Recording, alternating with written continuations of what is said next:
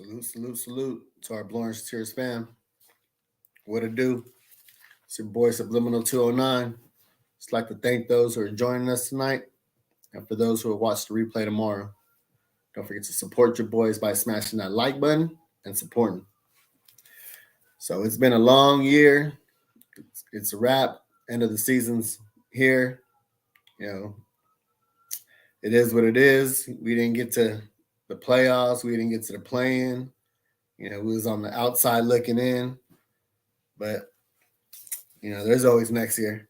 But for tonight's show, we just going to grade everybody, from players.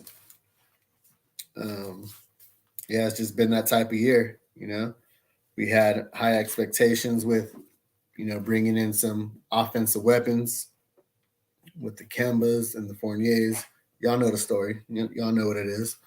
So, let's just hop right into it. And if you like these shirts that your boy is rocking, these Too Smooth with the lids, look your boy up on IG. It's TOO Smooth TH Clothing _ TOO Smooth TH Clothing _ Just go ahead and just check it out. If you like some, hit your boy up. And for the women, it's Smooth Her. And for the men's, it's Too Smooth. So back to the Knicks. I'm going to go ahead and start with my favorite player since my boy Kelly's not here right now, and maybe he'll pop up in a minute. But I'm going to go ahead and talk about IQ, Emmanuel Quickley. He played 78 games, averaged 11.3 points, 3.2 boards, 3.5 assists, field goal percentage 39%, 3-point percentage 35%. He played 23 minutes, and his free throw percentage dropped down to 88. Now, in the beginning of the year, he was with the second unit with Rose, behind the wheel. He was a shooting guard. And at that time, we thought we had one of the best second units in the NBA. We had fast pace. Rose was getting people involved. IQ was a little shaky, but as a unit with Burks there, everybody kind of helped each other out. But then, the wheels fell off. And IQ's shot was starting to be a little shaky. His shot selection was all bad. He was just pulling up from the logo.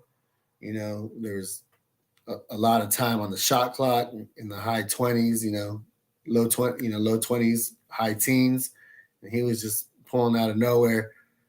No kind of teammates, no kind of accountability. Tibbs is letting him do his thing. And it just was all bad. His defense did get a lot better. And you could tell from the beginning of the year from the previous year that he worked on that, sliding his feet, backpedaling, head on a swivel, just his defense awareness, just being out there in no man's land, sagging off, kind of, looking with his peripherals if someone was going to set a screen or if he had to go close out on somebody. He was using his feet. He wasn't being so handsy. He was being more footsie. So I like that about him. So I was like, all right. Even though his offense ain't there, at least he's not giving up that many points. And then after the All-Star break, he mentioned it himself that he was out there watching a lot of film on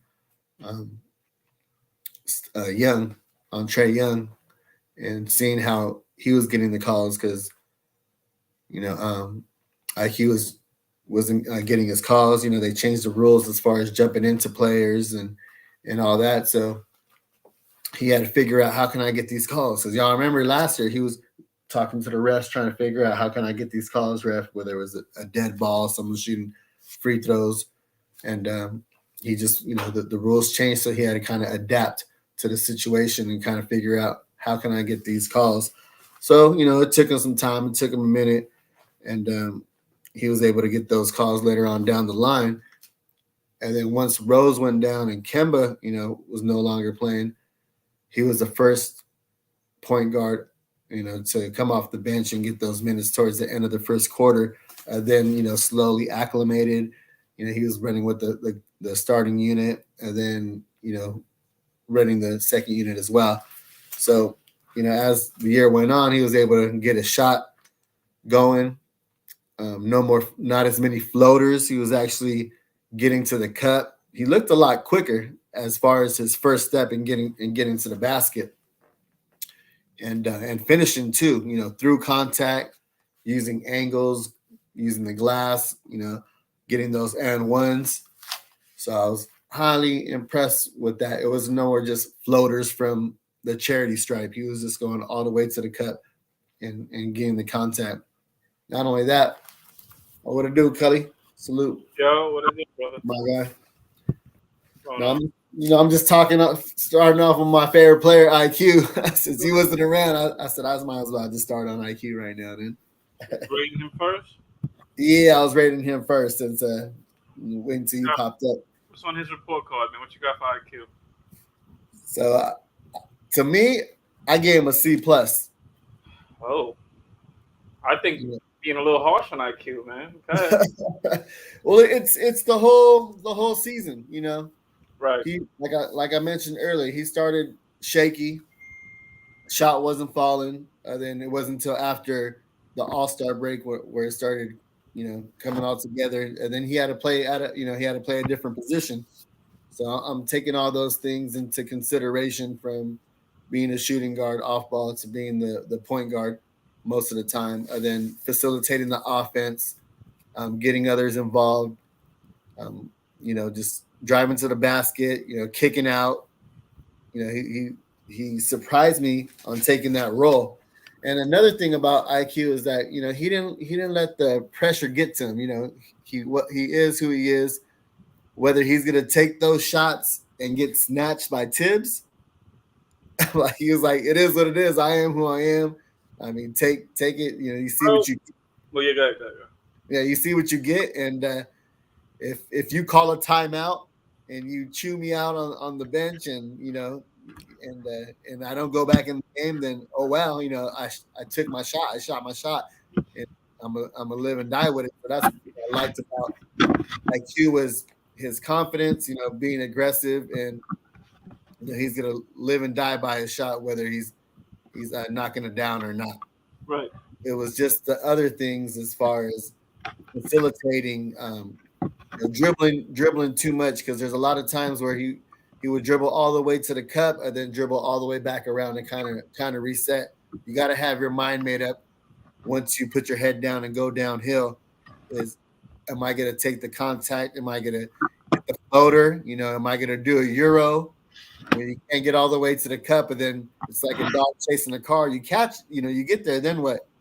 It's like you catch the car, but you're not doing nothing about it. So, it's still a second year. And like I said, he had his ups and downs, but he finished the year strong.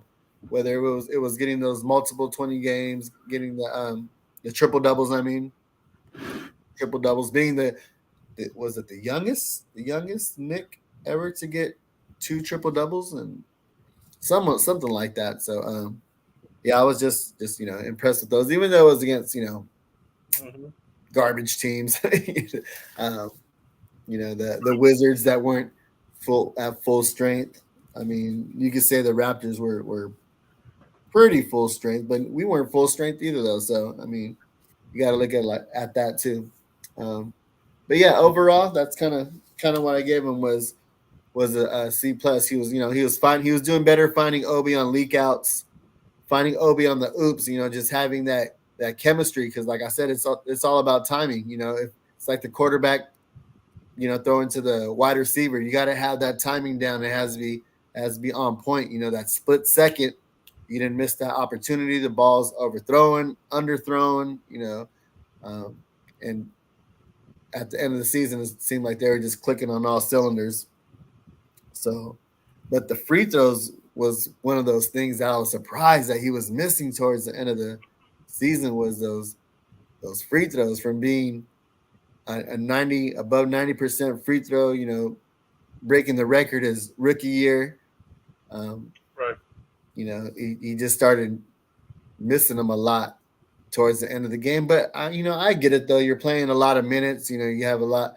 You probably have tired, dead legs. And at that point, you're just clanking. But I'm not too worried about it because he finished the season with 88% free throw percentage. So I'm pretty sure he'll get back to it. At next season. Mm-hmm. So yeah, that's pretty much IQ. yeah what I have of IQ. Just not afraid of the moment. Just willing to take the big shot, shot momentum, swinger, changer.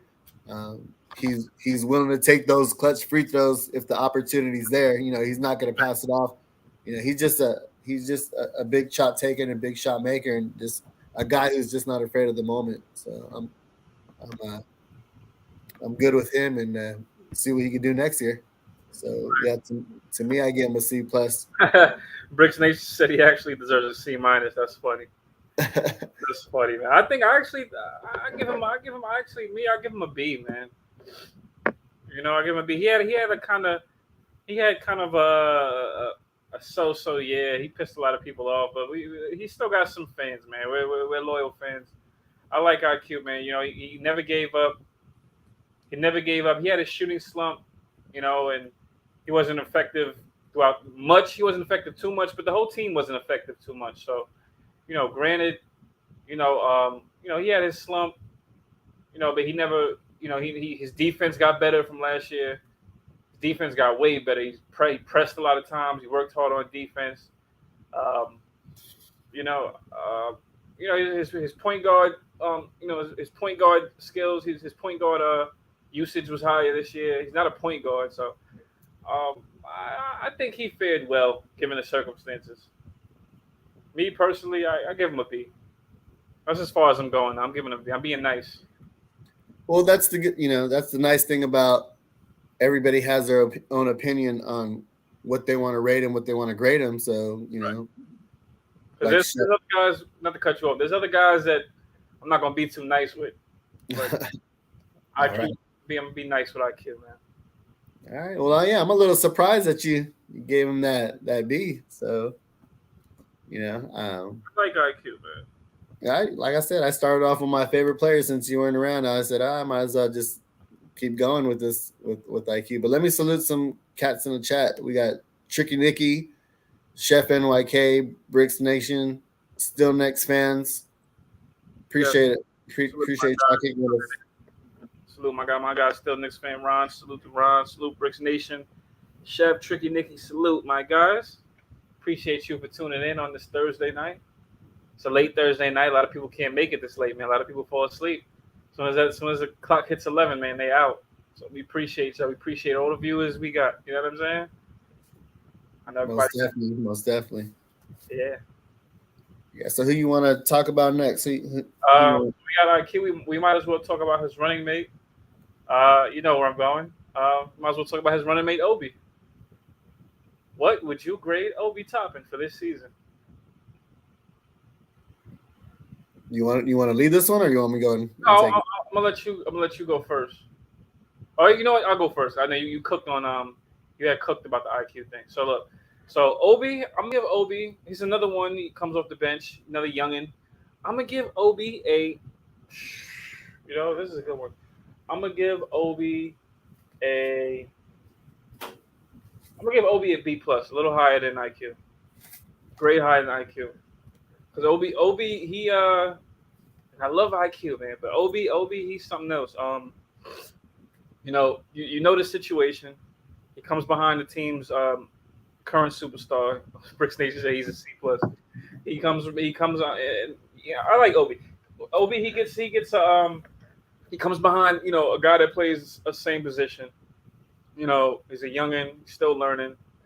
Well, he's a youngin, but he's not a youngin. Not by age, but by experience, he's a youngin. So, he worked harder. There's another guy that, despite the frigid minutes, despite the minutes, he knows his role. He knows what's going. He knows the situation.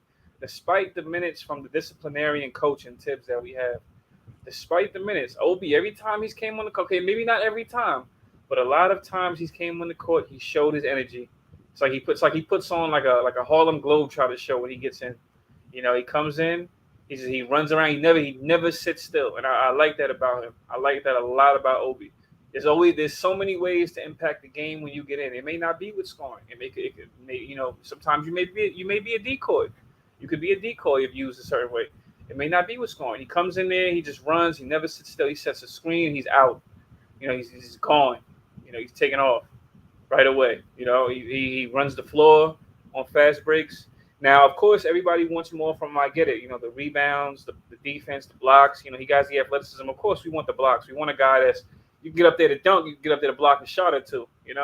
Of course, we want that from him. I mean, it may come his third year. He may be a full package by his third year. Who knows? Third or fourth, he may be a full all-around 6'9" power forward. You may be able to get him to play the guard the perimeter. You never know. We never know. He may learn. We never know. So Obi, I will say it, and then of course I'm giving him the B plus with the finishing of his season. That's what I'm going off of. I'm going off the end of these guys' seasons. So that's why I gave IQ what I gave him. He ended the season pretty well, despite the slump. Obi, he ended the season very well. He had two 40-point games or one? He had one, right? The final game? A 42-point game, yeah. 42-point game? Yeah. So, I'm happy for Obi, man. I'm happy for the youngin. I'm glad we didn't trade him. We might have something with him. I hope they don't trade him or IQ. I hope they don't throw him in a silly package. There's ways to make this team better. Shoot, they may just be the team. The youngins might be the team. IQ and Obi might be the team, man. So, I hope they don't get packaged off. Obi, another thing, my last thing, and then I'll pass it to you. Chef NYK said, can he hit the three consistently? I mean, they say you're as good as your last game or as your last season. I mean, I think it was the last 2 or 3 games from Obi, he was knocking them three. I mean, hey, I don't know, man. He was knocking them. This is with starter minutes, right? He started, right? These are with starter minutes and more minutes. He was knocking down them threes. I will say, I mean, now I'm not going to say nobody's consistent because most superstars are consistent. I'm not saying Obi's going to be a superstar. However, something showed. I don't know, maybe he could have been hot. Maybe he could be in the gym getting those shots up.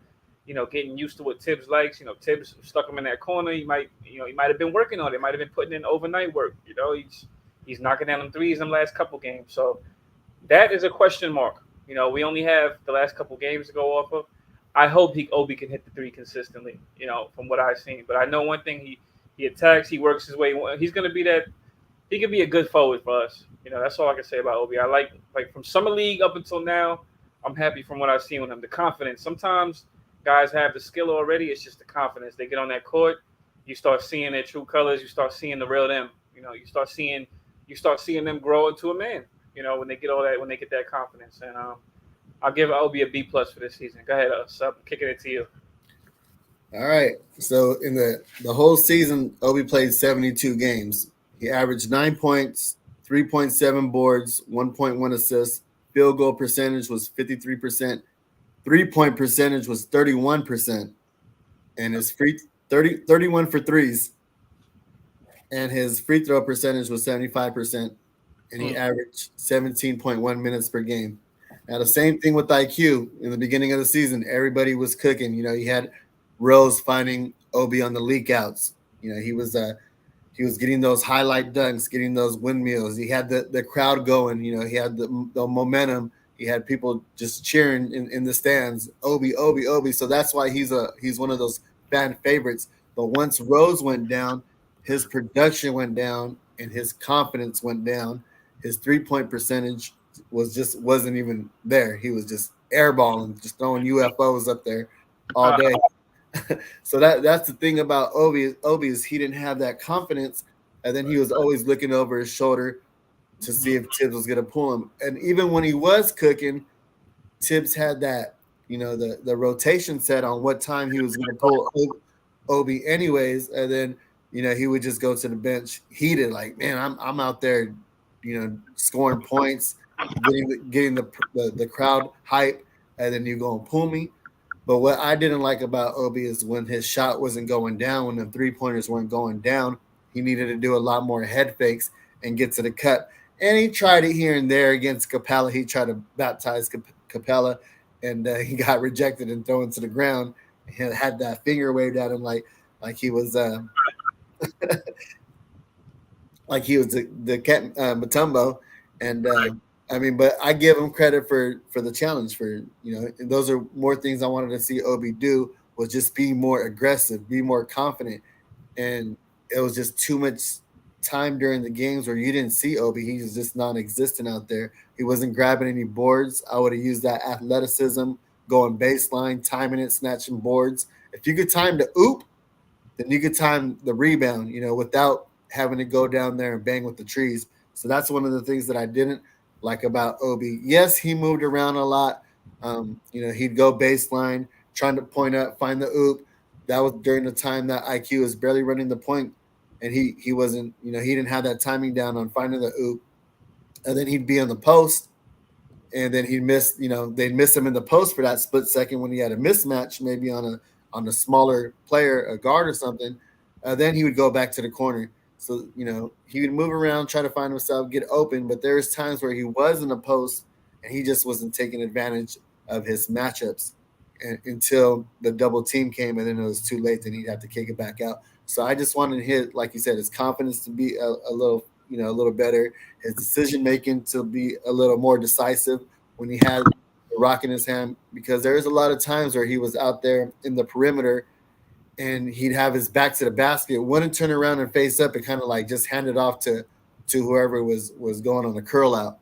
So, like I mentioned, that was the beginning of the season, and all of a sudden, when there was no more pressure on him, there's no more Randle on him, there was nobody behind him. I think we only had like 8 players the last game. We were running with was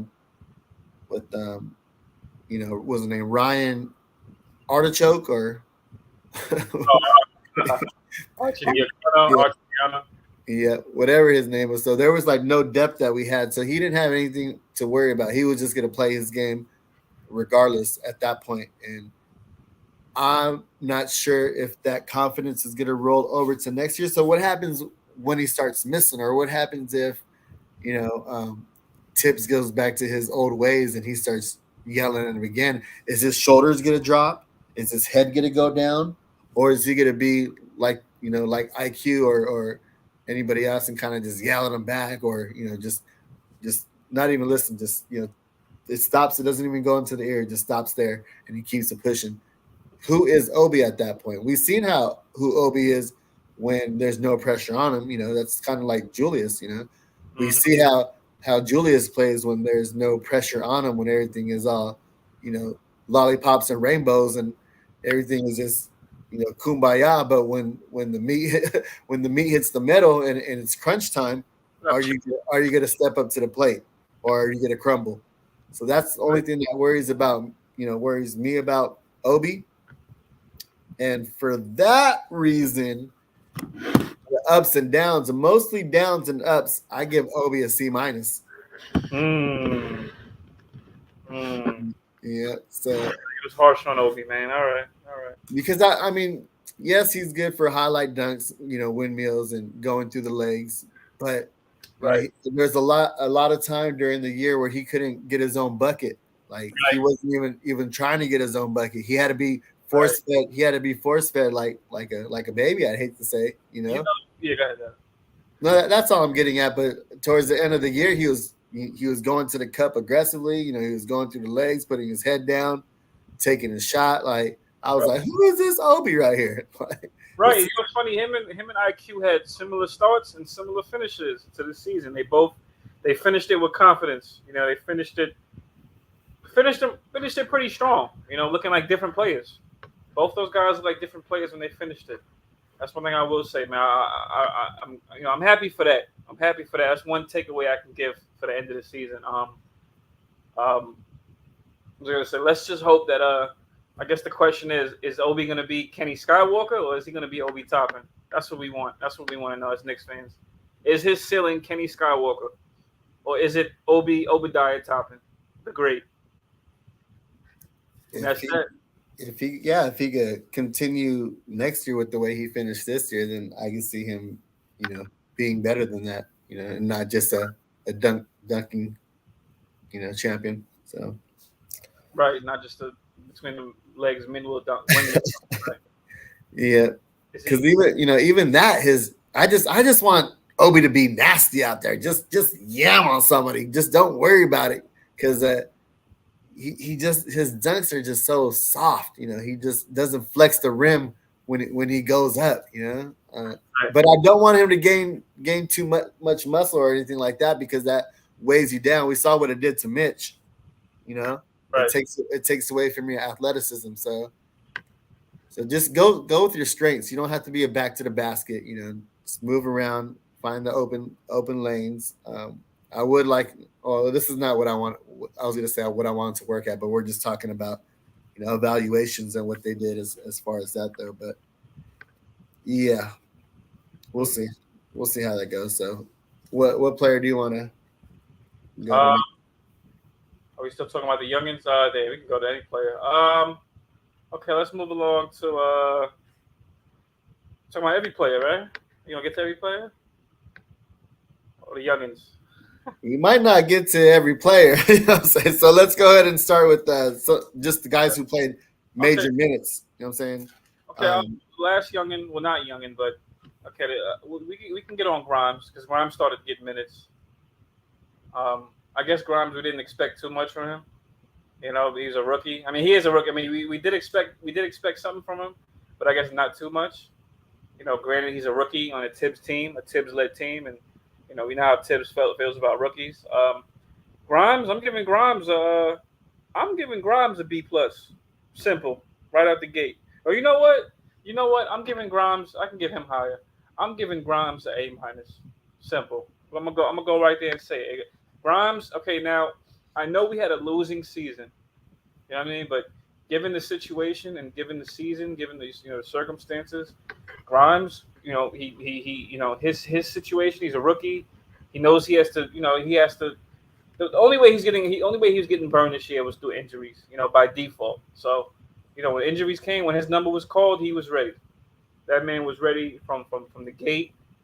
You know what I mean? He's not the most athletic. We get that. The guy makes up for that with IQ up here, with IQ and effort. He makes up with a good defender, very sound defender, fundamental, gets under your skin.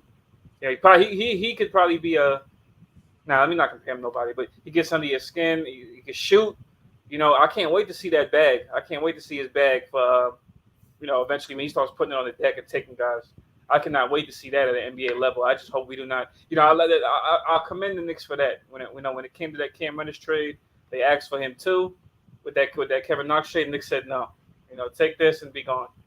Take Kevin Knox in the first round, be gone. They wanted Grimes too. They might have wanted someone else, but they wanted Grimes too. Knicks said no, man. So Grimes, I think he's about 6'4", 6'4". I thought he was 6'5", 6'6", whatever. Grimes, good wing defender. He's gonna be tough. So I give Grimes an A minus, despite the situation. When his number was called, he came in, he played hard as he could, hit good shots, hit good threes. He was tough. I'll never forget that game. The best game I think I saw from him this season. Best game might have been that Blazers game. You was there for that one, right, sir? Right. That might have been the best game when he was cooking, right? If I'm not mistaken. Yeah, he was cooking. I just don't remember how many points he had that game though, off top though. And then of course we got the the Bucks game. He had 27. I don't remember how much he had in that. I'm gonna look at that. I'm gonna look at those Blazers highlights. I'm gonna pull those up in a few. But he had the Blazers game and he had the that Miami Heat game, which was about a few weeks ago when they won in Miami. That was a pretty good game. He hit some big shots that game. He defended Jimmy Butler. He defended Tyler Herro. I'm giving Grimes an A minus. Simple, straight like that, man. He said he broke a record too. I gotta look that up. Grimes, I'm giving Grimes, straight up A minus, man. It's tough. I like him, man. I like the rookie. I'm okay with him. Do not trade him. He's part of the future. He's gonna be solid for us. Solid. All right. So I know you like Grimes too. I like Grimes. He played 46 games this year, averaged 6 points, 2 boards, 1 assist. Field goal percentage was 40%. Free throw percentage, surprisingly, was only 68% at free throws. And his three-point percentage was 38%. Almost 40% with 17.1 minutes played per game. He was your typical 3-and-D player. And the way he got onto the court was that defense. Once he got onto the court and played that defense, Tibbs had no choice but to keep playing him because he would, press you at 94 feet. He would get in your chest, just be very pesty, fight through screens. More footsie than handsy. He's not. Well, he reached in a little bit, but it wasn't that much. I just like there's not too many players that just fight through screens, and I like that about him. He pretty much guarded the best perimeter player on the opposing team, whether it was a point guard, a small forward, a shooting guard, and I just like that about him because he wasn't asking for the ball. He wasn't demanding the rock. He would take the open shot, and there were always big shots that he would make. And that's what I liked about him. He was very decisive with the ball, whether he was going to take the shot right away or he'll take one or two dribbles and get rid of the rock. He wasn't someone who was just going to, dribble the clock out. Just high IQ, high motor. That's what we like about our Knicks players is that defensive grit, and he had that. We need them guys with a motor here. But go ahead. Yeah, and he had that motor, and that's what I liked about him. And he didn't have it like I said, he didn't turn the rock over either though. So I like Grimes. He's not your above the rim athlete. He's your average athlete, plays below the rim, doesn't have that great athleticism, but he has that heart. I'm saying? He knows his angles. He knows, he just knows defense, period. He just understands the game. And he just plays within the system, and that's why he's just a team player. Someone that's not going to just ask for the rock or take too much time off the clock by just over dribbling or whatever. He's just a smart player. He's a team player, and that's kind of what we need. We need more of those team players, not someone who's going to stop the clock. ISO ball, and I'm good with that. He was a steal at the 25th pick. So I gave Grimes a B because I would have liked Grimes to be a little more aggressive. You know what I mean? He didn't do anything wrong, but I just wanted him just to take more of the opportunity that was given to him. But I get it though. At the same time, he's running around the whole time on defense around the court, chasing these players around. That's what the defender does. Yeah, from the jump though. From the jump. So, that's what I liked about him. I wish he would have took more shots. I wish he would have got to the cup, a little more. But as a rookie, I didn't expect him to play that good. He saw little glimpses of it during summer league, with what we had with Grimes, IQ, and Obi, the whole young crew. But for him to step up on the NBA floor, and he got some starter. He ran with the starters too and closed a lot of games as well because of that defense. So when we needed somebody to shut somebody down or slow them down, at least bother them, contest them, he was that guy. He was that guy to close out. He was that guy to recover. He was the guy to play help defense. You could always count on him to either guard his man or put himself in position to help others as well. So not that he did anything wrong, but he had a couple other things offensively that he could have worked on to give himself a better grade. But I give him a solid B. You got. No, I just give him a solid B. What I say, man? A minus? Yeah, A minus. I'm going with A minus. Like I said, he just played within the flow of the game, So right. I like that about him. High IQ player, high motor. That's a good pick, man. Good pick. Mm-hmm. I guess some would say he's a safe pick. Some would say he's a high floor, low ceiling. That's cool. Whatever. He's a good pick. Yeah, you know what you're gonna get out of him. Straight up, just hard nosed defense. Just a straight up competitor. Right. And he's not gonna take crazy wild shots, and that's why it's a high floor because every game what you're gonna get out of him, and if you get any more, it's a plus. So that's why I give him a B because if he gives me just a little bit more, he can reach that A. I guess I'm just a tough teacher as far as grading or whatever. But I just feel like there's still room for improvement. If you get an A, to me, that means like you've done everything you could have done, period. You know what I'm saying? Well, like there's no room for improvement So that's well, kind of yeah. Go ahead. I'm sorry. Go ahead. no. Now, That's it. I'm thinking about what areas of his game would need to improve. I think he was I guess just I'm not thinking you say he played within. He didn't do nothing. He didn't have to. I think he played a solid game for what he was asked to do, and then Tibbs started utilizing him. I knew Tibbs started taking a liking to him because of his defense and just I know like the things with Tibbs. He's not going to admit that a youngin has earned his keep. He's not going to admit that. You never hear him admit it. I don't know why the guy's so stubborn like that, but you can tell by his rotations. He did the same thing with Cam Reddish. He didn't want to admit that he liked Cam Reddish, but he started giving him minutes. He knows he needed a guy like that. He knows the guy fit. Some way on this team, the guy fit. Like somewhere, the guy needed to get put in rotation. Tibbs just did not want to admit, but it's all right, man. It is what it is. If you put Grimes' defensive tenacity and heart and motor in Cam, it'd be a wrap. Like, oh, right, yeah. Yeah. Right. Put that in. I'm not gonna say the guy's name yet, but yeah. All right, let's go back to some of the vets on the team. All right, here we go. I'm gonna go ahead and start off with Burks. Burks, man. Yep. Tibbs' favorite Swiss Army knife. You know. Right. Tibbs' favorite knife in the toolbox. You know what I mean? Yeah.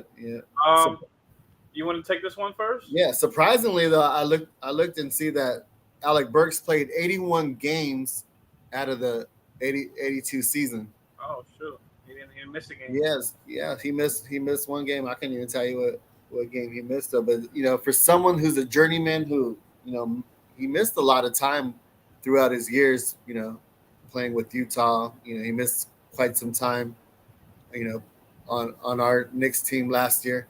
But, you know what you're going to get out of Burks. He's a journeyman. Right. He averaged 11.7 points, 4.9 boards, 3 assists. Field goal percentage was at 39%, and his 3-point percentage was at 40%. And he played 28.6 minutes a game. That's just way too many minutes for him to be playing. Yeah, go ahead. I'm sorry. Go ahead. Yeah, just way too many minutes for him to be playing, because he pretty much gives you the same production whether he's playing, 18 minutes or 28 minutes. Right. So to me, I don't see why. 35. What's that? I said, even 35, he's going to give you the same. He's going to give you the same. Yeah. So that's the only thing about Burks. I like Burks. You know what you're going to get, but Tibbs just played him this year 1 through 4. He played him in positions through 1 through 4. I like Burks. As far as consistency, nobody on our team was consistent. They consistently miss shots. They consistently miss players. If you want to go talk about consistency, that's pretty much the consistency our team had. They consistently missed shots and they was consistently injured. That's what it was. Consistently yelling at the refs. Consistently yelling at the refs. Yeah, but anyways, though, yeah, go ahead. Yeah, he wasn't a very effective point guard. I don't know why we ran him at the point guard, but that's just another story. As far as I'll tell you why, because Coach has his numbers. Remember, we don't study. We don't study. Remember, we don't study. We're fans of the game, but we don't study. We don't watch the games 3 times like Coach. We don't study, which we don't need to watch the games. You know why? Because that win-loss column, that is our studying. But those are the only analytics we need. Salute to Kaiser Sosa. Salute to Drip Moore. Salute to Jay Boogie, the Knicks motivational speaker and closer. Long Island Sound 1. Who else we got in here? Just text me. D-Roz. Appreciate y'all rocking with us. So then Kaiser gives them a C-. I actually gave Burks a C because of all those positions that he could play. I'm with Tibbs as far as being a Swiss Army knife, but do I want him playing all those positions? No, especially at the end of the season when there is nothing that we're playing for. Right? Yeah, Tibbs. I can't stand. I can't stand just thinking about it. You know, and Burks. Thing is, Burks is not even a trash. Burks is a good player, yo. It's just it's like he's not playing that many minutes anywhere, and no in any other team he's not playing it. The only team that played him a lot of minutes, the last team that did that was Philly when he was on Philly in the playoffs. They didn't have Ben Simmons. They lost Ben Simmons. That's when they went against the Celtics in the bubble. And Burks was going off in the bubble, and then after that we got him. So he was as good as his last season. Burks was real good for Philly in that series. But it wasn't enough. It was just him and it was him and Embiid leading the way, and it wasn't enough to beat the Celtics at the time. But Burks, he's a good player, but yeah, I actually give him higher. But go ahead, if you were still continuing, go ahead. yeah. No, I like Burks because he could run the point guard if he needs to, but we don't want him there. He could get his own bucket. He really can't finish at the cup though, but he could pull up and hit the little midi. He just has he's just a jack of all trades, but a master of none. He just doesn't. He does a little bit of everything. He can handle the rock. He gets is the 40% 3-point shooter. He just does a lot of good things. So I see why Tibbs played him so many, or had him on the court, playing different positions. But there's just a time and place for those, those types of minutes or whatever. But it just wasn't the time at the end of the season to be playing. He kind of stopped production from IQ or Deuce and to see what these kids could do at that time. He was just kind of that logjam stopping them from their growth. And that's what I didn't like about him. But it wasn't his fault though, because he's just a soldier, just being told what to do, and he's gonna stand in line and follow what the orders are. So I can't be mad at him about that.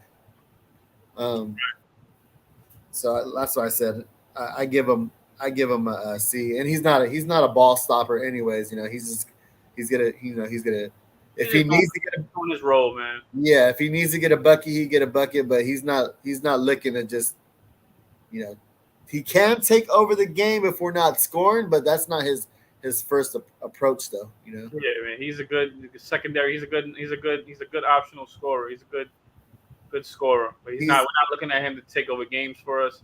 Now, if he's hot, he'll get hot like maybe every 3 weeks, and he'll have like a 30, 40-point game, but that's not every game. We're not expecting that from Burks. No. I'm pretty sure the Knicks are. The only person I think is expecting that is maybe Tibbs.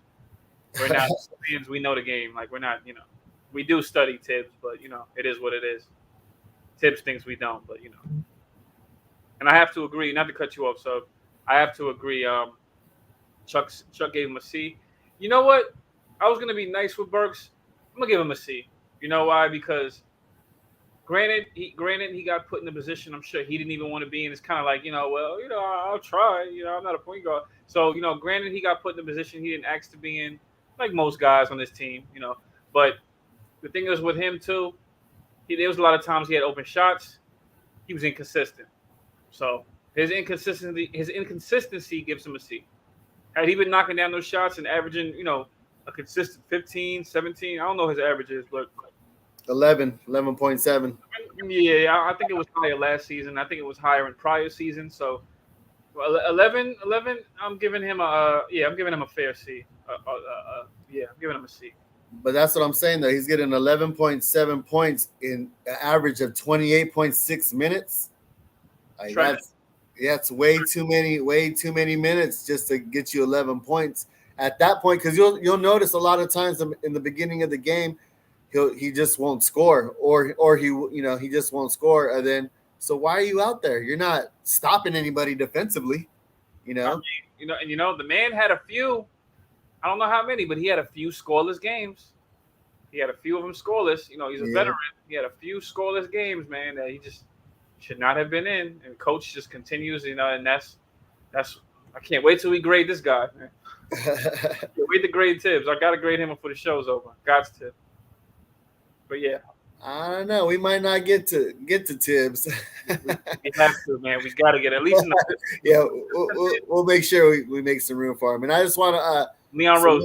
Go ahead. I'm sorry. yes, I just want to salute my boy Chuck Allen, who's in the chat. You know what I'm saying? Y'all check my boy Chuck Allen's show, Vibes and Stuff, Monday through Friday, 8-ish to 9-ish. In the morning, man. In the morning, I'll be sipping on my coffee. I'll be almost spitting my coffee out, the kind of content that be said out there. If you like going through memory lane, talking about relationships, check my boy Chuck Allen and some guy, maybe you know him by the name of Uncle Freezy. He be on there too. So go ahead and check my boy Chuck Allen out and Uncle Freezy on Vibes and Stuff. Man, it's a great show. Y'all need to check it out. So shout out to Chuck, man. Chuck Allen. Salute to Chuck. Maybe cooking early in the morning, man. Most definitely. Get your breakfast and enjoy, man. Yeah, and he got another show coming up. I'm not sure what is it, jams or something like that. If you in the chat, Chuck, throw it out there. He's gonna be playing the instrument, playing the guitar, and just vibing out, rocking out. And I'm not sure when that is, but that's gonna be coming up pretty soon. So start checking Vibes and Stuff in the morning, and then he'll let you know when that next show's up and running. But as far as Burks, you done talking about Burks? You want to move on to the next one? Yeah, go on to the next one. All right, who we got next? We got our big signing of free agency. You know, big signing. Our one big signing in free agency that all the money went to. Yeah. Have at it. You want me to get this one first? I mean, it don't matter. Yeah, okay, I can take this one. I actually like Fournier, right? That's the big signing, right? Most definitely, yep. I like Fournier. You know, I'm not biased with this one. I'm not really biased with too many guys. I like Fournier. You know, of course, you know he broke some records, or maybe one. He broke John Stark's record. You know, he's not a bad player. You understand? A lot of guys. Y'all see that? He broke John Stark's record right there. See the jersey hanging up right there? The autographed jersey, John Starks. Okay, you got the Starks. He the reason why I became a Knicks fan right there. You know what I'm saying? Broke my boy's record. It's all good, though. It was all good. It's been, 25, 30 years, something like that. Man, how time flies. Sad. Let's see. Okay. My bad. Yeah, he broke the record. You know, I'm happy for Fournier. I actually like Fournier. Okay, we get it. He can't defend. Shout out to Knicks Yak. Oh yeah, Knicks Yak just said the same thing. Shout out to Knicks Yak. The man can't defend. He's not a good perimeter defender at all. But he's a good team player. I feel like he's a good team player. I think he's coachable guy. He's not. You know, he doesn't have that ego. Yeah, he's just a bad fit. You know, not many players are bad players. They're just bad fits. There's not many bad players in the league. Okay, maybe there is, but there's guys that are just bad fits. Some guys just need the right situation. You know how that goes. Fournier is a good player. He's a good player for a reason. You know, he's it wasn't a good fit over here in New York. I don't think anybody was a good fit on the Knicks this year. Not many guys was a good fit. You know, but Fournier, I give him, you know, as far as grade, I'm giving the man a B, a solid B. I could say B minus, but I'm being nice with Fournier because, you know, I mean, granted, now, you know, one thing with Fournier, you know what, maybe I'm gonna give him a B minus. I give him a B minus because I do like him a little bit better than Burks. But Fournier, he was inconsistent at parts of the season as well, especially for what we paid him. So, you know, hard B minus. Bad defender. He's a good IQ player though. Good IQ player. You know, granted the circumstances. I know he could. You know, I know he could run better plays. He's not a point guard, but he can run better plays. I'm pretty sure he's a solid guy. He can shoot, like I said. He had some 40-point games this season, if I'm not mistaken. He had some, especially against the Celtics. He had good games. He had some good ESPN games. Good games against the Nets. Those were big games, and yeah, I give Fournier a solid B minus, man. I like Fournier. Um, yeah, he doesn't hold the ball like a black hole. Exactly. He spreads the floor. He's good for spacing. So if you up this team, there's two things you can get with guys like Fournier. There's two things you get to protect Fournier. You get a good point guard, and you get a wing defender. That's why you have to have the intangibles to hide the deficiencies. We didn't have. Okay, I'm not going to say there's nothing against RJ. I'm sure we're going to get to him soon. RJ's not the best wing defender, at least not yet. Now he's a capable defender. He'll put in the effort, but he's not there yet. He got burnt a lot this year. I'm being honest. Now I'm an RJ fan. RJ got burnt a lot this year. Now it's not easy.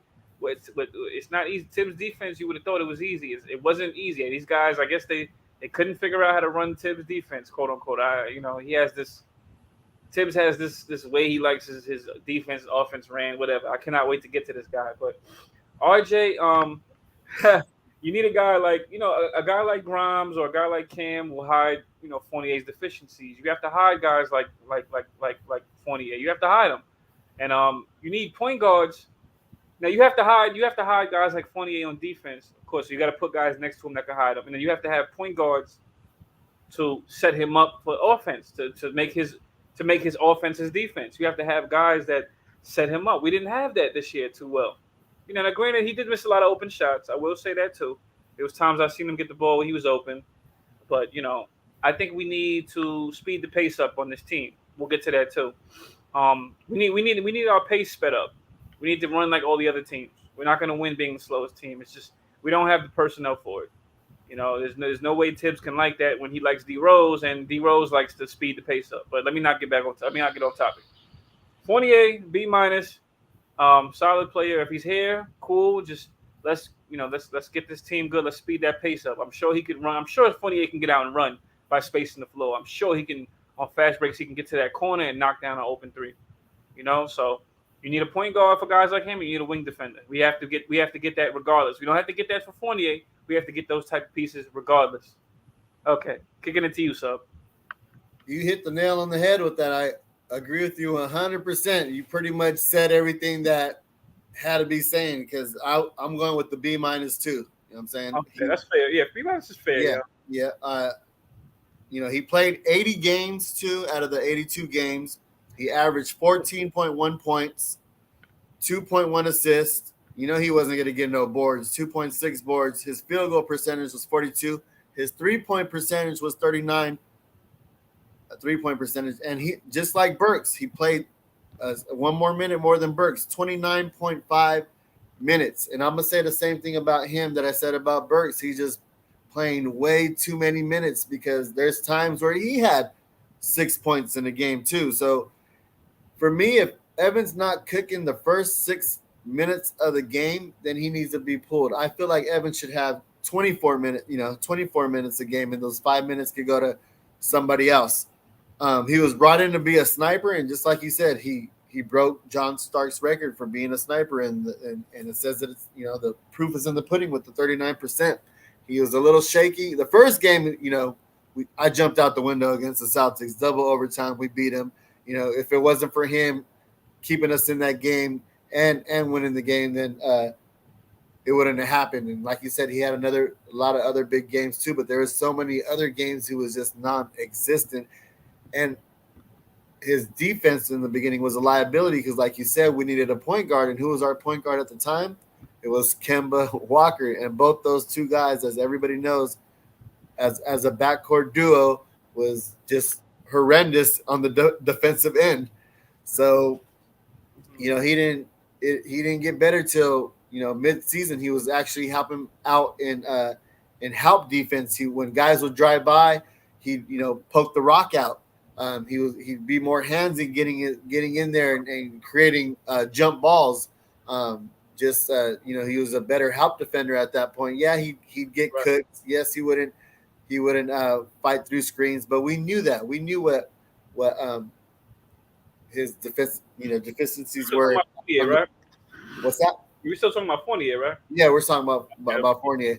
Yeah, we knew what his defense was, but that's not what he was brought in for. So I can't really put too much on that, knowing what he was joining the Knicks. Right. but it did get a lot better towards the end of the season. This was a tough season for me, man. It went by quick, but I mean, I'm not gonna say I enjoyed it, but I enjoyed the show with you. That made up for it, and I'm sad the season went out like that. But I'll get to that. But yeah, continue. But I No, respect not to cut you off again. I'm sorry. I do. no, I respect Fournier for what. I don't care about what he got paid, but I respect Fournier for what it was worth, man. Like I said, he's we like a better fit. He would be more solid. It'll show. I think I like him. I like him. That's all. That's all I can say. no, that's pretty much it. Like I mentioned, you pretty much said it all. you yeah, you said it all. So we're on the same page as far as what the grades are and what he brought to the table and what he didn't, and we all know that. So let's anything else? One last thing, so my fault. Anita Okay. Blackman says, shout out to Anita Blackman and all future media. Knicks Yak, salute. Knicks, you already know, salute. Anita said, Fournier would be great off the bench where he can dominate the other team's bench like what Atlanta is doing with Bogdanovich. I mean, yes, I agree. I can agree with that. Only thing with Fournier, which I don't care about, is the money. The money thing. How much they paid him, yada yada yada. That's the only thing. I don't think they're putting that much on the bench. But I can agree though, he would be solid off the bench. He's a good fire. He's a good flamethrower. Fournier is a flamethrower. You put that man in. I ain't gonna lie. You put him in with the D Rose, with another vet like D Rose, and I don't know. That might mess up the bench chemistry, but him and the D Rose out there, like that running, that running would be deadly. You got Rose that can attack anybody off the dribble. He still has the speed at his age, and you got Fournier for the spacing and shooting. It'll be pretty deadly, but it's all how you use it. It's all what you put together. It's all about fit. But yeah, Well, I'm with you though. I agree that he should be running with the second unit. It would be less. It would be less minutes. Um, we wouldn't have to worry about getting out to fast starts or getting into a deficit with him starting. With him starting that way, he could be that sniper off the bench, kind of help out the youngins or whoever's with that second unit at that time and kind of run the offense through him because he doesn't slow the ball down. He's not a ball stopper, and he's quick and decisive in his shot. I like he's been doing a lot of step back threes or side step threes towards the end of the game where I like those, yes. Yeah, they're he makes that decision on what he's going to do and that quick little separation to hit those. They're at a high clip. So if he could do that with the second unit, if they're going through a slump where they can't score, I'm with that. So I don't know if the politics are going to be so heavy next year as far as having him start, but I can see why he started this year is because the politics and everything like that. But knowing what we have now, knowing what he could do, I kind of feel like his strength would be better with the second unit. Not only that though, but you're not going against starters on the defensive end either. You're not going to get cooked as bad, and you could get hit more in the second unit than you would on the first unit. So we'll see though. I'm not going to cross my fingers and hope that that's going to happen because we know who the coach is. So right, we know who the coach is. Yeah, we know who the coach is. Yeah, go ahead. Just get ready to run it back again next year, Kelly. Yeah, we got to talk. I want to ask you another question too, but just remind me. I want you to answer it later. Right. But yeah, we can get ready to run it back. What was I going to ask you? Yeah, who's next? I just want to salute some more cats in the chat. We got Staffa Don in the building right there. Salute Staffa. You know what I'm saying? He got a show with Soul Finger 12 on Sundays. And as a matter of fact, Staffa had a show the other day, one-on-one, solo dolo, rocking the mic before the first playing game. And he's talking about, matchups. So the NBA one-on-one is still going on. They got matchups on playoffs, the play-in tomorrow, and yeah, it's a really good show. So check my boys out. It should be 4:00 on Sundays. I'm not sure what the time is, but throw the time in the chat if you're still there, stopping on. Yeah, So shout out to my boy Stapper for his show and whatnot. Salute. so we're gonna move on to the next one. Let's move on to RJ Barrett. Let's go. RJ, man, that's my guy right there. And I got the RJ Barrett jersey with the lid. You know what I'm saying? That was the one I rocked to the Blazers game, and he didn't even play. I was heated. Oh, I forgot he didn't play that game. Oh. Yeah. I ain't got a chance to see RJ play yet. You know, with the whole pandemic that went down, and then closing arenas, I still ain't got a chance to see RJ play though. But for sure next year, I got a couple arenas I'm hitting up next year, and he'll definitely be down here. Hopefully, he plays down here. But there's a other couple arenas. I'll be at the Phoenix game when I'm not sure because we don't know when the schedule comes out. And then I'll be in LA during Christmas time too. Right. So hopefully, it works out in that way. But anyways, let's get back to RJ Barrett. So RJ Barrett averaged 20 points, 5.8 boards, 3 assists. Field goal percentage was 41. 3-point percentage was 34. And free throw percentage was 71. And he played 34.5 minutes. Now, like every year, RJ starts off shaky. I don't know why. He don't know why. We don't know why. We don't know why. Right. It just is what it is, And then he was, he wasn't finishing at the rim. It was something that I wanted him to work on. We had a show before like preseason and everything. What were some of the things we want RJ to work on? We're like, finishing at the rim, finishing with his right hand, being a better defender. Right. And his numbers were down all across the board, But the thing about RJ though, he stays aggressive. He got ice in his veins. He's not going to let that get to him. As you could tell by what was it? What game was that? He hit the game when he shot against the Celtics. Was it the Celtics? Right. Yeah, the game when he shot against the Celtics. He was just clanking the whole game. Then took that last shot and hit the bank. Now that's not the first big shot he hit. Now that's the first buzzer beater. Yes. Yeah, the buzzer beater. Yeah. That ain't the first big shot he hit though. He's hit a few middies, in big games, like in clutch moments.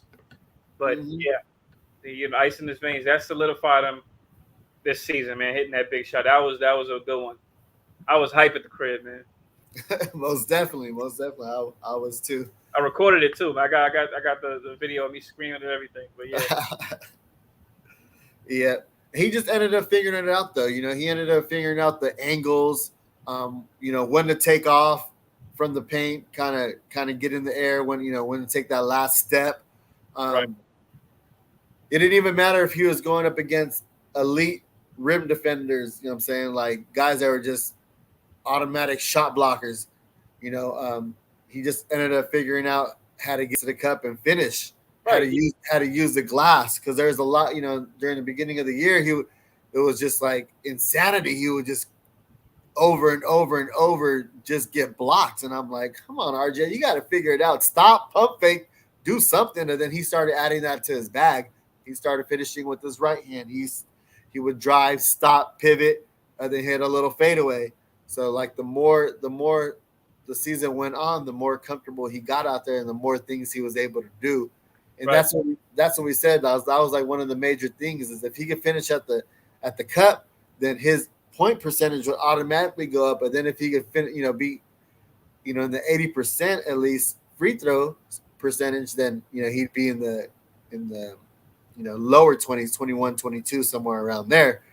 But maybe next year those free throws will go up. But even his rookie year, he was like at 60-something%. He was just clanking and clanking. So he's playing 34 minutes. Like I mentioned, your legs get tired. There's 10 seconds to shoot a free throw. I just want those guys who are very good free throw shooters take more time off the clock. If Giannis can shoot free throws in 15 seconds and the crowd is yelling and counting down, they're not going to make that call. And if they do, then that's when he starts cutting the time a little shorter than that.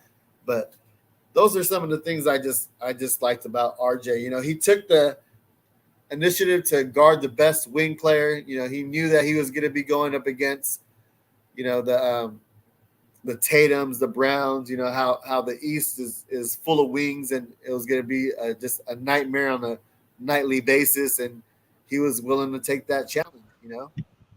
And that's what I liked about RJ. He didn't care about his confidence. And then the other thing was when Randall started going through his tantrums and you know um, not wanting to talk to the media and things like that. RJ stepped up to the plate. Right.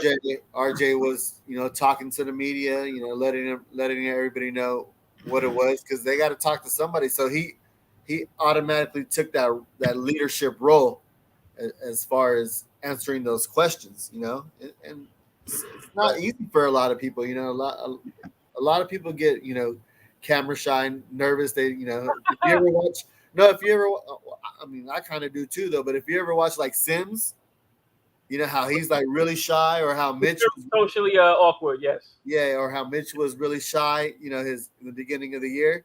I mean the beginning of his rookie year. Yeah, it does.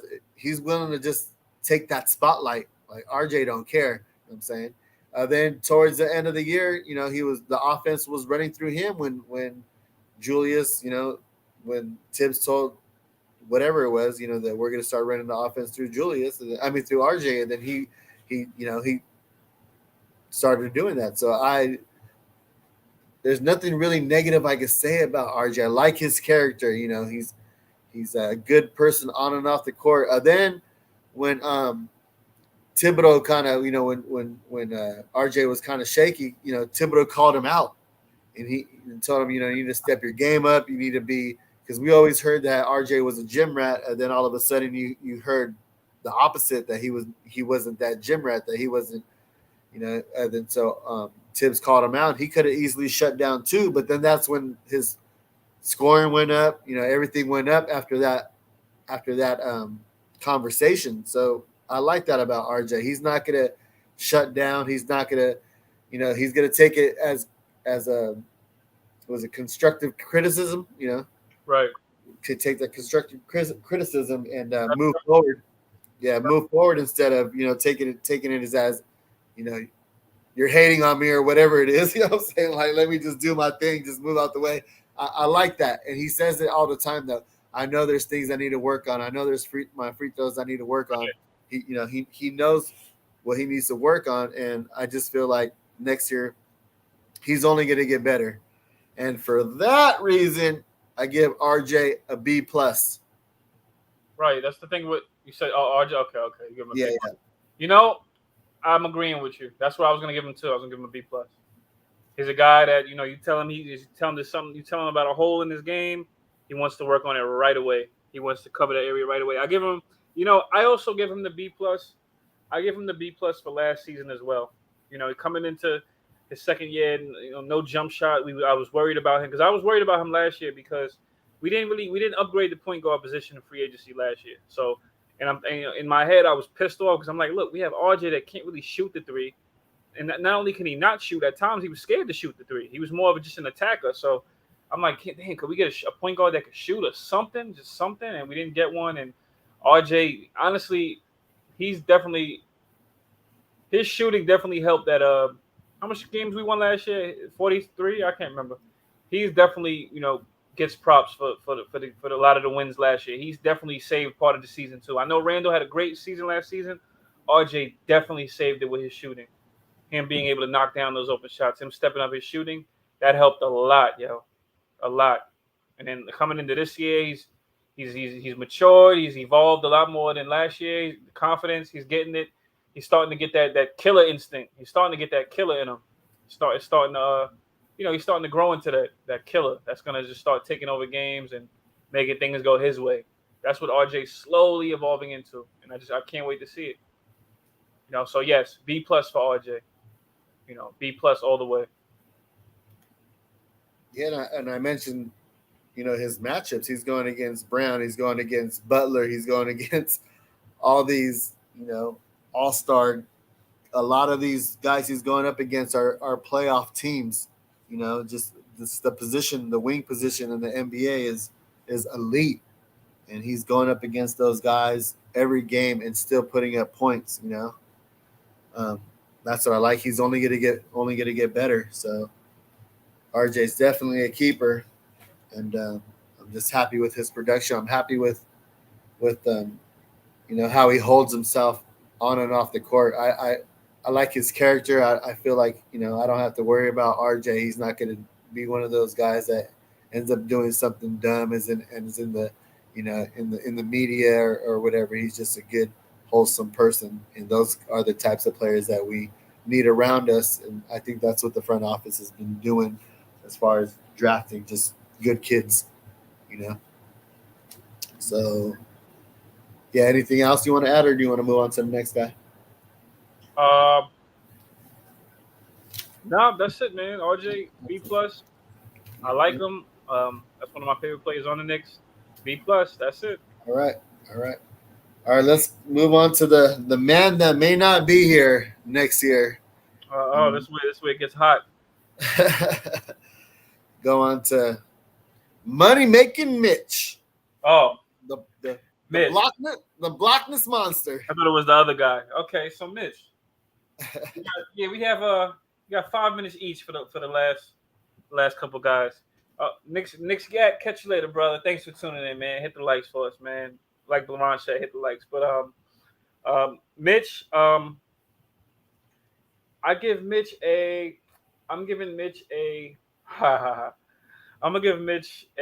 B, solid B.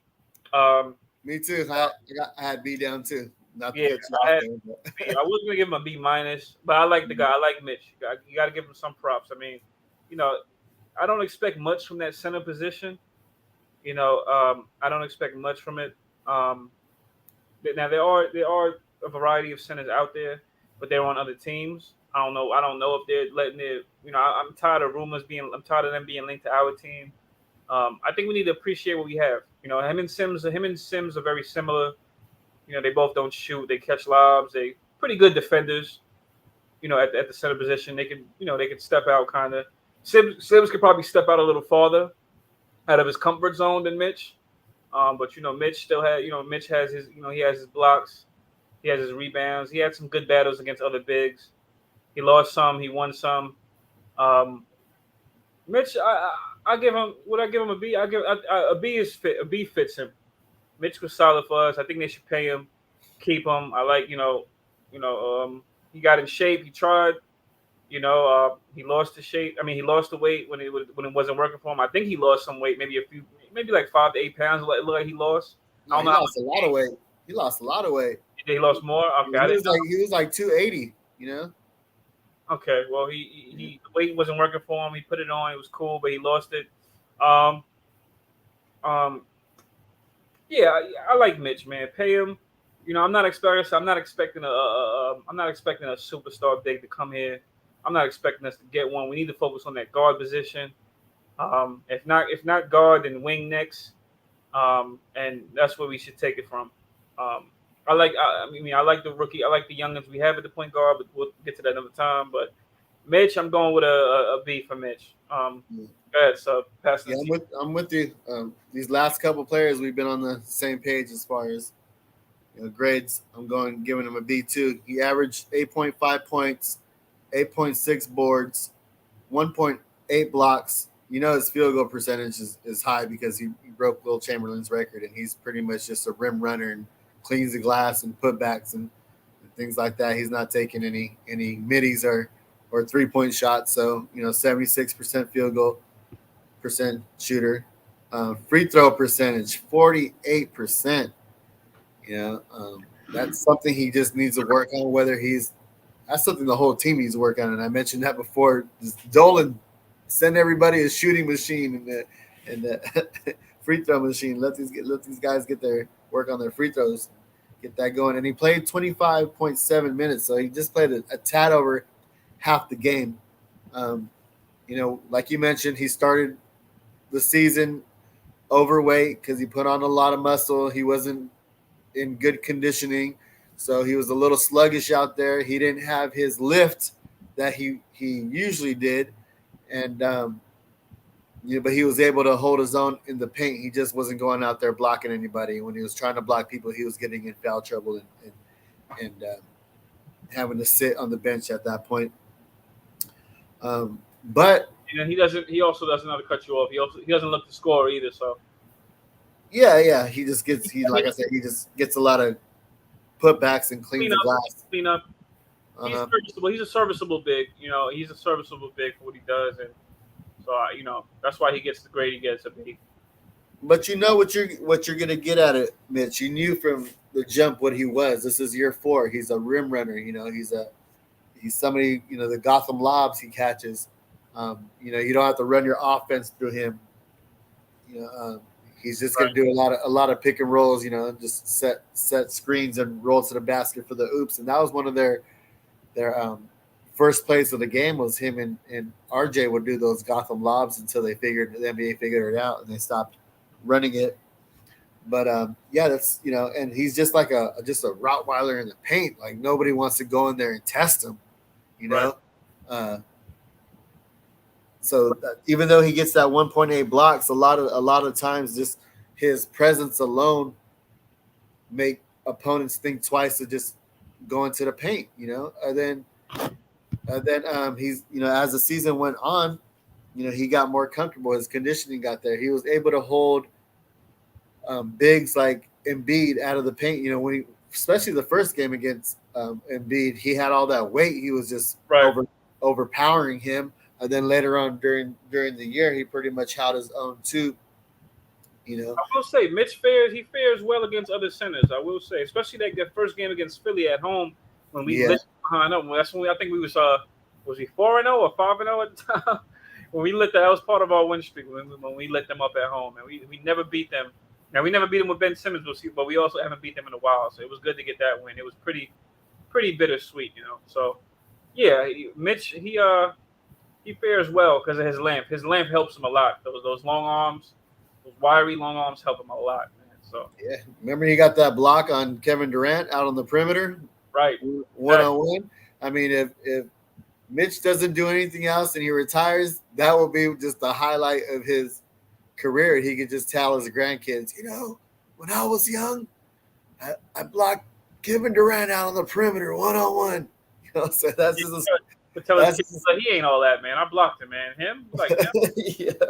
That's just a story to tell because there ain't too many players that can say that. You know what I mean? If any at all. A lot of guys can brag and say they did that to what's the name, man. Yeah, but he's elite. If he's elite at anything, he's elite at just rim defending. And he's ambidextrous. He could block you with either hand. Just the closeouts, The other thing was remember his rookie year when he fouled under the rim and then ran to the baseline? To the sideline and blocked the 3-pointer. He was blocking the threes, yeah. Yeah, he blocks 3-pointers. Like how many centers block 3-pointers? How many players? Period. Block 3-pointers. A lot of times I'm looking at these players on why did you even attempt to go? Swat the 3, knowing you weren't even close enough. All the dude has to do is just jump right into you and get that foul. You're just it's just kind of all for show at that point. But those are the types of things that Mitch did on a consistency was guard the perimeter, get switched out, be able to recover. Like that's why our defense looked so bad this year because they had Mitch running all over the place, guarding his guys, switching over to guard somebody on the perimeter, having to roll back. By that time, the lob is being thrown to the center that he was originally guarding because he had to go switch out and help out on defense, So our if and when we lose Mitch, man, our defense is going to take such a big hit because he was that anchor of the defense, He was. I hate to think about that because I don't want them to lose Mitch. Free agency is after the draft, so I don't want them to think, we're gonna lose Mitch, like we have to draft another big. Because I'm just tired of them going with the big man route. I'm tired of it, man. Knicks and big men just don't mix. It just don't mix. You know, Freezy, what up, brother? Yeah, I can see that happening. What's up, boss? What it do? What it do? Uncle Freezy in the building. We have two more guys to grade. Man, we got quite a few. My bad, I ain't hear you. Before the show ends. No, we got 10 minutes. So we'll see where we get to at that point. I guess 5 minutes on each guy. So you want to get to Randall? Want to get to Tibbs? We can get to Tibbs. He's like, just get the Tibbs. We can do Randall and Tibbs because that's pretty much the whole, the main guys. That's right. Their boys. Tibbs and Leon's next. Leon's next in the next episode. But I was kind of having fun cooking with Mitch, man. Like it's just so sad to see him going because he just brought so much to our defense. That we're gonna miss him. We're gonna miss those highlight blocks. We're gonna miss what he brought to the table, and those guys just don't come around often. Like I like Mitch, man. I hate it because we chose to pay other guys. I don't even like think about it. I hate it. And I would like to see. When you lose guys, you would like to see how they would be on your team when your team gets good. So eventually, when the Knicks do start competing, you would like to see how Mitch would fit in. He's the big man. You would like to see the man in the middle on this team. When we get competitive, just like I don't care to see Noel on this team when the Knicks get good. I mean, I love him. At best, he's a backup. He's always hurt, but now Sims may be Mitch's replacement, but I don't know. Well, Mitch. I mean, Sims is 6'9", but his 6'9", he plays bigger. He plays way bigger. I don't know. I'm not too worried about Sims, but a guy like Mitch, though, you need all that. You need all the athleticism you can. I don't care if they play similar. I don't care. They're both athletic. Those are two guys you need here on this team, man. Two bigs that you need here on this team. And just think about it. Mitch has been putting up those numbers and getting those lobs without a point guard. Right. Imagine him going to a team that has a point guard who's an elite passer. Oh, it's over with. He's getting, he'll be in the teens, 14 points a game, easy, with putbacks and lobs. Man, yeah, it's going to be sad to see him go. But we can move on to Julius. Good old Julius Randle. He played the man himself, the man of the hour, man. Yeah, he played 72 games, averaged 20.1 points, 9.9 boards, 5.1 assists. Field goal percentage was 41. 3-point percentage was 31. Free throw percentage was 75, and he played 35.3 minutes a game. So we all know the story. Started off as a team number one. Is he a true number one? No, but he was our number one by default. Yep. The offense ran through him. ISO Randle was a thing. Tibbs had a play just for him. ISO Randle. He just, low IQ guy, just never paid attention to the shot clock. The shot clock would run out of time. He'd pass it out of bounds to somebody and then blame them for the pass that he made. Right. I've seen this so many times. So many times he's yelling at him. We still had Kevin Knox on the team, man. I remember seeing him doing that to Kevin Knox. I'm like, are you serious? You made that silly pass. Yeah, I seen him do the Grimes too. Like whoever's in the corner for that three, he's mad. Like, hey, how much room is there? If he takes a step back, he's out of bounds. Like he's right there. The corner. You can't hit the target. This guy forgets, like they're in the corner. Like, oh man, I just can't understand this guy sometimes. Man. Good player. Low IQ superstar, man. Good player though. Good player. He's not done yet. This isn't. Randall's not done yet. He can still be something in this league. Still a good player. What is he? The only guy outside of Giannis and Jokic averaging 20 and 10, if I'm not mistaken. And Luka, I think it's Luka too. Is it Luka too? The only guy outside of them. He got some good company. Mm-hmm. He's just on the losing end of it, but he has good company over there with those guys, man. Yeah, don't get me wrong. It's like he has skills. I mean, but he just once again going down to the coaching, he just plays way too many minutes. There's no reason for him to play 35.3 minutes a game. You know what I mean? He's playing at a position too. He'd play a lot of point forward as well, like he's LeBron James. But LeBron James is one of the highest IQ players in the game, period. So you can't even use that sentence right now. you can't. I'm not gonna put those guys in the same sentence right now. You know? No, but just his athletic ability as far as getting down the court, grabbing a rebound, going coast to coast, getting to the cup, super physical. There's not too many guys that if they're in his way, he's not gonna, run through and get to the cup.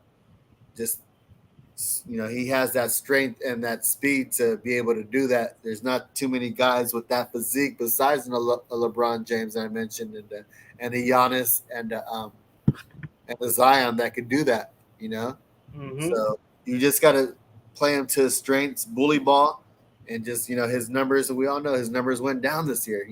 We have fans in the stand. He's he just really never took control of the team as far as being the fearless leader. You should have been setting an example for the team as far as how you're acting on the court, how you're acting off the court. What happened to those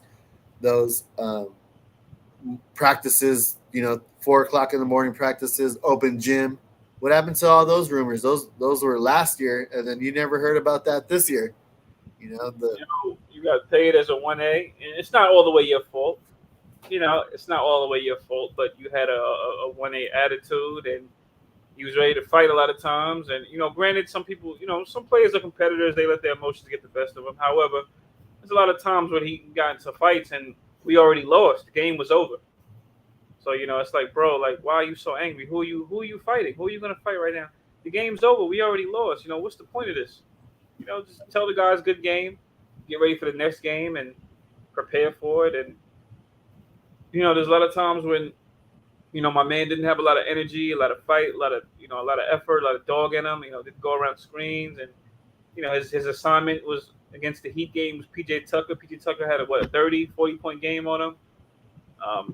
There's guys that shouldn't have had these games. Julius is another capable defender, but he has to want to play. He has to want it. Defense is a mindset. He didn't have the mindset to want to play defense. So, it is what it is. It is what it is. My grade for Julius, C-. I'm being nice. Oh, are you? Are you being nice? You just got through saying that he put up numbers like Giannis and Luka and Joker, and then he get a C-. Those are A numbers right there. If you go by strictly by the numbers, if you go by numbers and close your eyes like this, you have a good player. Yep. But as far as I take that back. No, I'm taking that back. I'm sorry. I hate that. It's not good to backtrack on grades. I'm going with a D+. D+ or B+? D. D+. Whoa. A D+. All right. Well, I'm not too far ahead of you. Because also good numbers, but bad efficiency. Efficiency was poor. And, like I said, good numbers, but a lot of work. He's doing a lot of work to get these numbers. I mean, rebounds, rebounds, but your points, it's a lot of bad efficiency. The shooting is bad. And he has way more skills in his arsenal than that to be having efficiency like that. The guy's a very skilled power forward. He's a good player. I'm not taking nothing from the guy. Has skill. He's not the elite, but he has the skill. He has the skill to be the elite, but he's just not the elite. It takes a lot more than that. He's a guy that really should watch film. Watch film, study, watch other players. You have to gain the IQ of other players. You have to pick their brain. I mean, granted, Kobe's not here. He probably could have picked. But if Kobe was here, he would have definitely texted Randle. I'm sure he would have definitely texted all his boys that he played with, all the guys he knows. He probably would have definitely texted them and told them, what's going on. He would definitely told Randle like, yo, what's going on? Like, what's up? He would have been proud of Randle last season. I will say that too. Randle getting the most improved. He would have definitely sent Randle a nice text message or gave him a good phone call telling him that he's proud of him. Because you can say that for all the other Lakers that played with Kobe, All of them turned out to have pretty good seasons. I'm sure they had to pick his brain. There's no, I mean, yes, granted they was talented. I'm sure they took a page out of his book and picked his brain while they was there. Come on, Brandon Ingram, D'Angelo Russell, Josh. I don't know if Josh Hart was there, but Randall. Certain guys they had to pick his brain. They had to before he retired. They just had to. There's no way you didn't talk to him about nothing. There's no way you didn't learn nothing playing with a guy, a champion Hall of Famer like Kobe. There's no way. So D plus. Bad efficiency, the attitude that brings it down. You know how on the report card it says bad attitude, bad behavior. Bad behavior. I hate to even say that about bad behavior, but poor efficiency. Yeah, just inconsistent. He's also inconsistent, man. And I like Randall. I don't know if I want to take the chance bringing him back. I really don't know because you kind of want to see a winning effort on this team. You don't want drama in New York. As a Knicks fan, we had a lot of drama in New York. You don't want that here. We had drama with players and coaches. You don't want that bad apple here. This is the rotten apple. It's rotten. New York is rotten enough. We need some wins here. We need to lighten up the city. Randall did that last year for us. And I heard Ron say it on the morning show.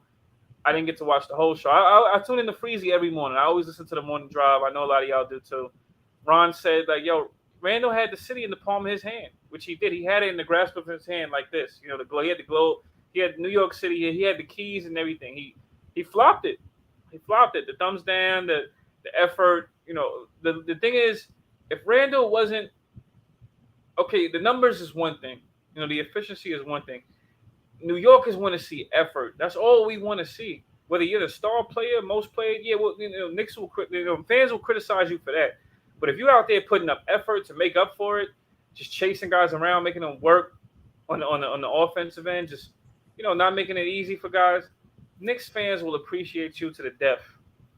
Knicks fans, there's nothing we don't appreciate more than energy guys. And granted, Ewing and Melo, I'm gonna say Ewing first. Ewing should have never got treated like that. I don't mean to go off topic. Ewing should have never got booed out of New York like that. The guy played till his last breath for the Knicks. You know what I mean? I mean, Knicks fans probably, if Knicks fans booed Ewing for anything, I don't know why. I'm gonna say it's not that he was bad. I don't think Ewing was bad at all. I think he was great. I think Knicks fans might have booed him because Knicks fans still have the sour taste in his mouth. And this Knicks fans still have the sour taste in their mouth from the finger roll. The whole missed finger roll that should have been a dunk. I think Knicks fans are still mad at that. I'm a Knicks fan. I'm mad at that, but I don't hate the man. You gotta love the man.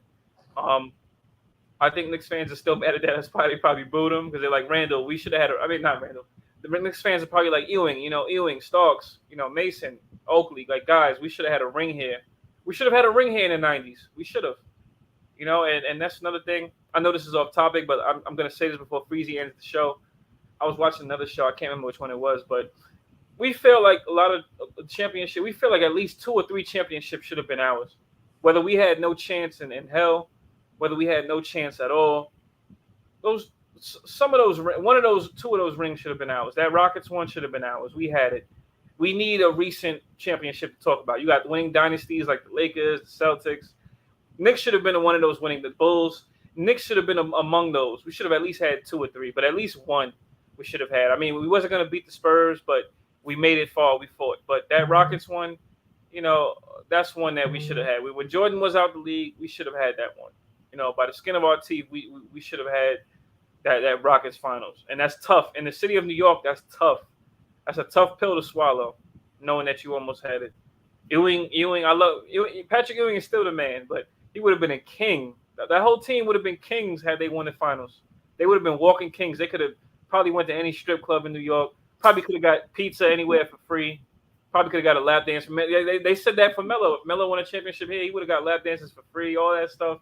They could have got the same thing. They could have got probably pizza for free, free coffee, free food. Probably not too many things for free, but New York would have been lighting up, man. The Rangers won that year. The Knicks did it. Was it the Rangers or the Islanders? I think the Rangers won that year. Remember, Dolan owns the hockey team still. Not to cut you off, though, but look at Clyde. You know what I'm saying? Clyde wine and dine. You know what I'm saying? He's still relevant to this day. Clyde is relevant. And he calls the games. You know what I'm saying? So, I mean, he was the last one to win the ring. So, win us a chip. So, I mean, the next man up is gonna be around for just as long, as long as he wants, Ain't nobody gonna kick Clyde out and say it's time for you to retire. When Clyde, hangs up his shoes, that's when Clyde hangs up his shoes. But he's still got Puma rocking, what I'm saying?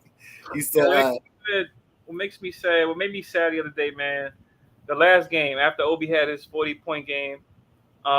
What made me sad was the announcers. The guy said to Clyde, he's like, man, all I want next season is for you to be sitting here next to me and calling the games. He said, hopefully you're here with me next season. I can't wait. Clyde said, yeah, of course. I'm going to be here next season. That made me so sad because I'm like, oh, man, the season's over. I'm going to miss Clyde. Clyde was the man. I mean, he was out with, the I don't want to say, the C word. Yeah, out with the protocol. Yeah, man, I miss Clyde. I'm glad he's here. I'm glad Clyde is still here to call these games. We need a ring while he's still alive, man. We need a ring so we can styling and wilding, whatever you want to call it. Yeah, we need a ring while Clyde is here, man. We're just winning and grinning, man. We just need a win, Mm-hmm. Chipping and flipping. We need a ring while Clyde is still alive, man. It'd be great to get one for the city, man. It'd be great. The Knicks need one. We need a recent one. I don't know who's going to be the one, but Pudge said Melo's coming back this summer. I mean, and I'm a Melo fan too, so I hope if he does, hey, cool. I know veteran. I said no veteran. I know Melo would take a lesser role, a veteran role in the team. I wouldn't even mind Melo. I could see Melo running with youngins too because floor spacing, But hey, if he comes back, hey, that'll be great. But if not, hey, go get a ring, Melo. I hope you get a ring before you retire. I would love for him to get that here. If Melo got that ring here, that would be awesome. That'd be awesome. But it is what it is, man. It is what it is. It's the end of the season, Kelly. Just get it all out. This is what you got the platform for. This is why we're here. You know what I'm saying? I know I said a lot of positive things, somewhat, but I do got to get to this guy Tibbs. Hold on, before we get to Tiz though, we're talking about how Julius, just acted out. We all know the whole situation, but you got to look at it like this though. Right.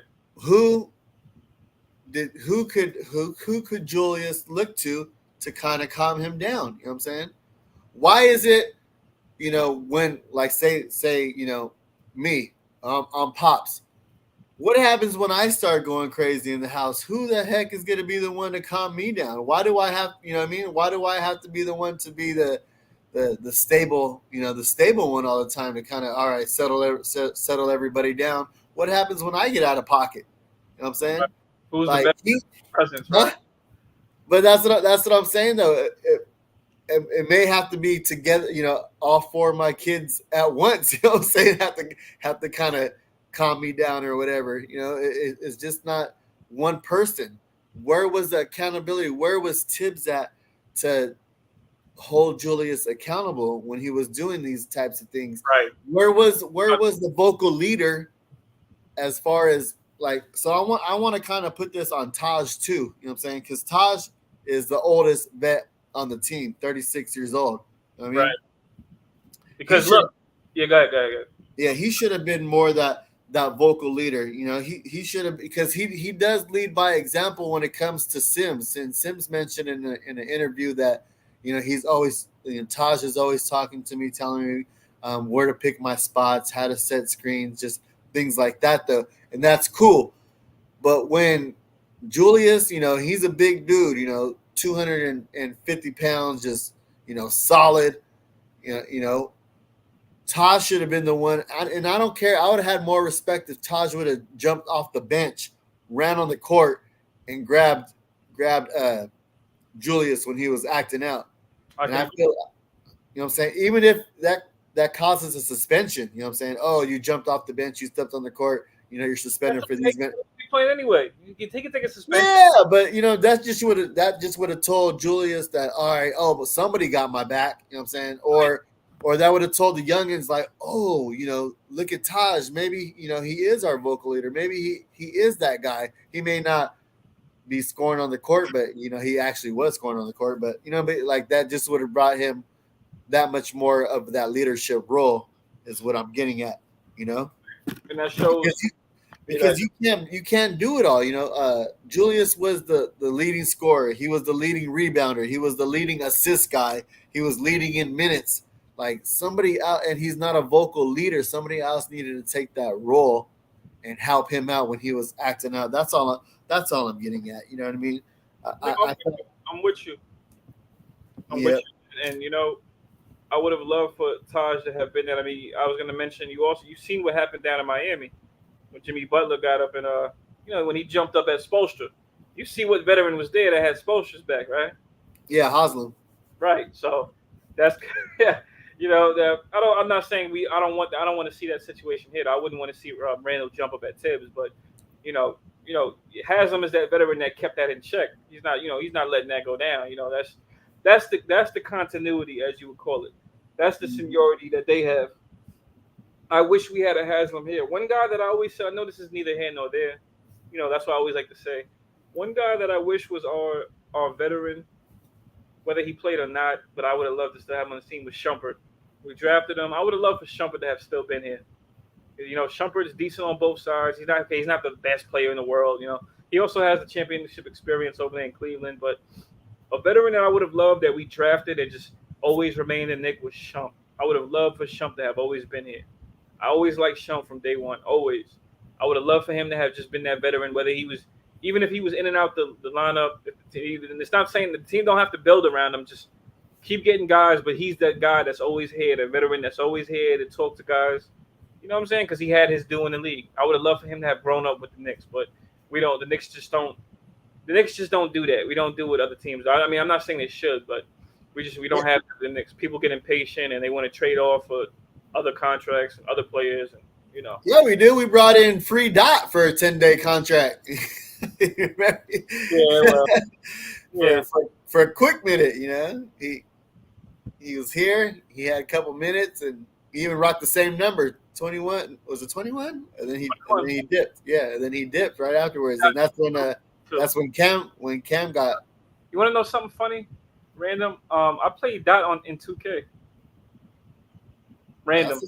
I played him in a random game, and I seen the name, and it was his Instagram name, and then it's funny. I wrote him on IG. I said, "That was you? I just played on 2K." He said, "Yeah." So he knew. He beat me too. He beat me. I was gonna say, so did you win or lose? Yeah, I wasn't good at 2K yet. Like every 2K, I have slow starts, just like a lot of the Knicks players. I have slow starts, and then at the midpoint, I start getting it together, and I get real competitive. They don't want to see me again for that second game. He picked the Grizzlies too. He picked the Grizzlies. He beat me with John. Who did you pick? Don't tell me the Knicks. It might have been the Knicks. I don't remember. It could have been the Blazers. I really don't remember. Or maybe the Heat. I don't remember that year. That was 2020. I don't remember. It was Dot Jr. You were playing his son and lost. That's funny. That's what's up, though. Yeah. He's cool, man. But yeah, I wish we had that. Yes, I agree, though. Going back to what you said, I wish we had that veteran leadership for Randle. That's where you would need vets to kind of. I mean, that's what every team needs vets just for that. Like, I'll give you a good example. Two good examples. The Grizzlies is a good example. You have Steven Adams. You have Kyle Anderson. Those are, you already have your star. You pretty much have your young stars and Ja and Dylan Brooks and Jaren Jackson and Bane. You have a young core. So now you have the older. You have Steven Adams. Steven Adams will probably knock every last one of them out. I don't mean to say it like that, but he probably will. He probably will knock every last one of them out, and he's there to keep all of them in check. He don't have to score. He just has to be a defensive presence in the interior, a defensive anchor, yell at guys missing assignments, the second line of defense. Doesn't have to score anything. Probably catch some alleys, some clean up some stuff. But that's what he does. He breaks up fights. He don't let guys attack his players. He's always in a fight. He'll pick up a guy off his feet and tell the guy, look, calm down. You know what I'm saying? You're not fighting Ja. Just calm down. Just stop. You're not fighting Ja. Like, that's what I like with Steven Adams. And you want to get to the super? I'll get to the super chat. Shout out to my man Parrish Duggar. Put a $2 super chat a platter. We thank you for being so generous on this early Friday. He says, salute at Cully. Salute, sub 209. One love. Thank you, Parrish Duggar. Thank you for tuning in. We appreciate the super chat, my guy. Highly appreciate you. God bless you. Thanks for rocking with us, the Knicks family. You know what I mean? Knicks at night. Shout out to everybody rocking with us. Thank you again, Parrish Duggar. Appreciate it. Where was we? Oh, so before Freezy ends it, of course, we got some. Anything else you want to kick off at, Randall? I wanted to get the tips. No, we good. I talked to Unk backstage. We good. Okay, yeah. So I wanted to just get on Tibbs. Already, we still got some players left though. You know what I'm saying? Okay, we got Jericho Sims. Jericho Sims. All right, we can get a Jericho Sims. Yeah. We went from Mitch to Taj to Jericho. You know, Jericho was a surprising pick. You know, at 58. You know, he was somebody I watched at the combine when he hit his head on the rim, and I was like, we got to get him. And with the third to the last pick, you know, he's been able to shine. Looks like Tarzan, plays like Tarzan out there. Jumps like Tarzan, right? Yeah. He just they showed that one clip when Drummond was staring up at the last game and he just flew out of nowhere, just right behind him and caught that oop and yammed. Like everybody was standing around looking, and here comes Tarzan just out of nowhere, midair with the 2-hand jam. I'm like, woo-hoo. Right. You ever saw the video? You ever saw the video? It was I think it was JJ Redick's. You know, JJ Redick has his podcast. So, was it Duncan Robinson was on there, and he said, he's telling a story about how Jericho Sims about his athleticism. So the guy Strus, I think it's Max Strus from the Heat. They played the Heat, right? It was recent. It was a recent game or something like that. So they played the Heat, and Jericho Sims caught a dunk or whatever. So he's shooting the free throw. So Max Strus says something to him like, "Yo, chill out, man. You jumping pretty high there. Like, yo, chill out, man. You got bounce." So Jericho Sims said to Strus, he said, "Yo, ask your boy over there about my bounce." He was talking about Duncan Robinson. So Duncan Robinson said, Strus said to him after the game, like, "Yo, what's up? What's he talking about?" So he was talking about it was a highlight in college that I think Jericho Sims dunked on Duncan Robinson. Like, I guess he jumped over him. And you know what I'm saying? It was just funny because it's just funny how he said he didn't really want to talk about it, but he had to explain it to Strus, his teammate. And it was just funny. And it's funny because you would think a guy like Sims, he don't like he talk junk. He don't like he talk smack at all. So he said that little slick stuff to Strus. Like, yeah, ask your boy if I got bounced. Ask him about that. It was just funny, like, to know that. That was hilarious. I'm like, wow, Jericho Sims talking crazy now. That's a New Yorker right there, man. We need some more of that on this team. We need some guys. I don't care if guys talk crap. You know what it is? What guys talk crap? The Cowboys, right? I don't mean to bring up Cow. Shout out to my Cowboys fans in here. The Cowboys, it seems like every year they're gonna get far, right? And then they fall short, right? But see, the thing is, New York is not Dallas, right? And it's pretty ironic because that's where Julius is from. He's from Texas. I think he's from Dallas. I know he's from Texas though. But it's just funny because New Yorkers, I don't think we care if a guy talks junk. I think we like that because we're pretty gritty over here in New York. We're pretty disrespectful. I don't mean to like praise that, but it's just how we are. I think it's just if you talk smack and back it up and you go out there just willing to lay it all on the court, we will appreciate you. I just need players to just need to know that the fans will appreciate you if you show that type of fight every night. Just right. If guys were to sit here and kind of like Pat Beverly, that's what I wanted to get to. I wanted to use him as an example too. You mentioned like a veteran presence. Pat Beverly toughened up the Wolves, and the Wolves are in the. I don't know if they're in the play-in now. I think they're in the play-in. They won the other night. Yeah, they won. They won against the Clippers. Everybody's making jokes. Well, they're not making. Some people are making jokes about Pat Beverly, but a lot of people are praising him, and I praise him. I give Pat Beverly props. They were making jokes because he jumped on the scoring table and like they won the chip. You know what I'm saying? Yeah, like he celebrated. Like he had a Bud Light after the game, and sitting next to Anthony Edwards, he had like a beer. He pulled out a beer and drinking it. And you know what I'm saying? They say they saying he celebrated like he won a championship. Yeah. Some people are just saying like, yo, it's just a brew after a game. You know what I mean? And me, I like Pat Bev because I like his attitude. You're not gonna like him if you're playing against him. You're not gonna like him when he beats your team. But that's a guy. An attitude like that, he toughened up that Timberwolves team. He's not Chris Paul. He's not a. No, but he's just one of those players that gets under your skin, though. Is what it is, though. He was like that on the Clippers, and that's why the Clippers they didn't beat the Warriors that year in 2019, but they won a game. They made a comeback. I think Doc Rivers was still there. They made a comeback against the Warriors when they was down 20. They had no superstars over there. They had Montrezl Harrell, Lou Williams. They had guys over there. I can't remember that squad that year. I don't know if DeAndre Jordan was still there, but they had those. No, he wasn't. I'm sorry. But they had no superstar, and they beat the Warriors in a 20-point comeback. I mean, they didn't beat them in the series, but they always. Clippers is always a team that competes. I noticed that in the last 3 to 4 years, they've been a team that, were shorthanded, they still come out swinging, and Patrick Beverly is he changed the trajectory of that team. I mean, they're not the number one team in the league. They might be better next season. I noticed that with teams when they have strong finishes, they may have ended up in 8 seeds and all that. They usually come into the next year swinging. Like they come into the next season learning how to win. So that Wolves team, once they start learning how to win, and Karl Anthony Towns, Freezy loves Karl Anthony Towns. When Karl Anthony Towns learns to start winning games, and D'Angelo Russell starts learning to win games, D'Angelo Russell is already a high IQ point guard. When he starts learning how, Anthony Edwards starts to come into his form, and and then you got the guys after them, the role players, the glue guys. You have the Josh Okogie, athleticism, the Malik Beasley guys, the supporting cast, Vanderbilt. When they start learning how to win, you know what I'm saying? When they start learning how to win, right behind Patrick Beverly, and when they start putting it together, because that team is more so talent than grit. The most grittiest guy is Pat Bev, but that's okay. When they start learning how to win, they're gonna be a problem in that West team. The Timberwolves could be a problem in the West eventually. Especially when all the superstars of today retire eventually, that team is going to be a problem. They're probably not going to get rid of Cat now because now they have a crack at winning. They have a shot at winning. I was talking to my boy earlier. I know this is off topic. I'm going to get back to the Knicks, but I was talking to my boy earlier. We both agreed the Timberwolves could probably upset the Grizzlies. They might be able to do it. I mean, matchup wise, you could throw Jared Jackson and Steven Adams at Karl Anthony Towns. I don't know if it'll be enough. I really don't know. It might be. It might not be. Steven Adams is a tough cover.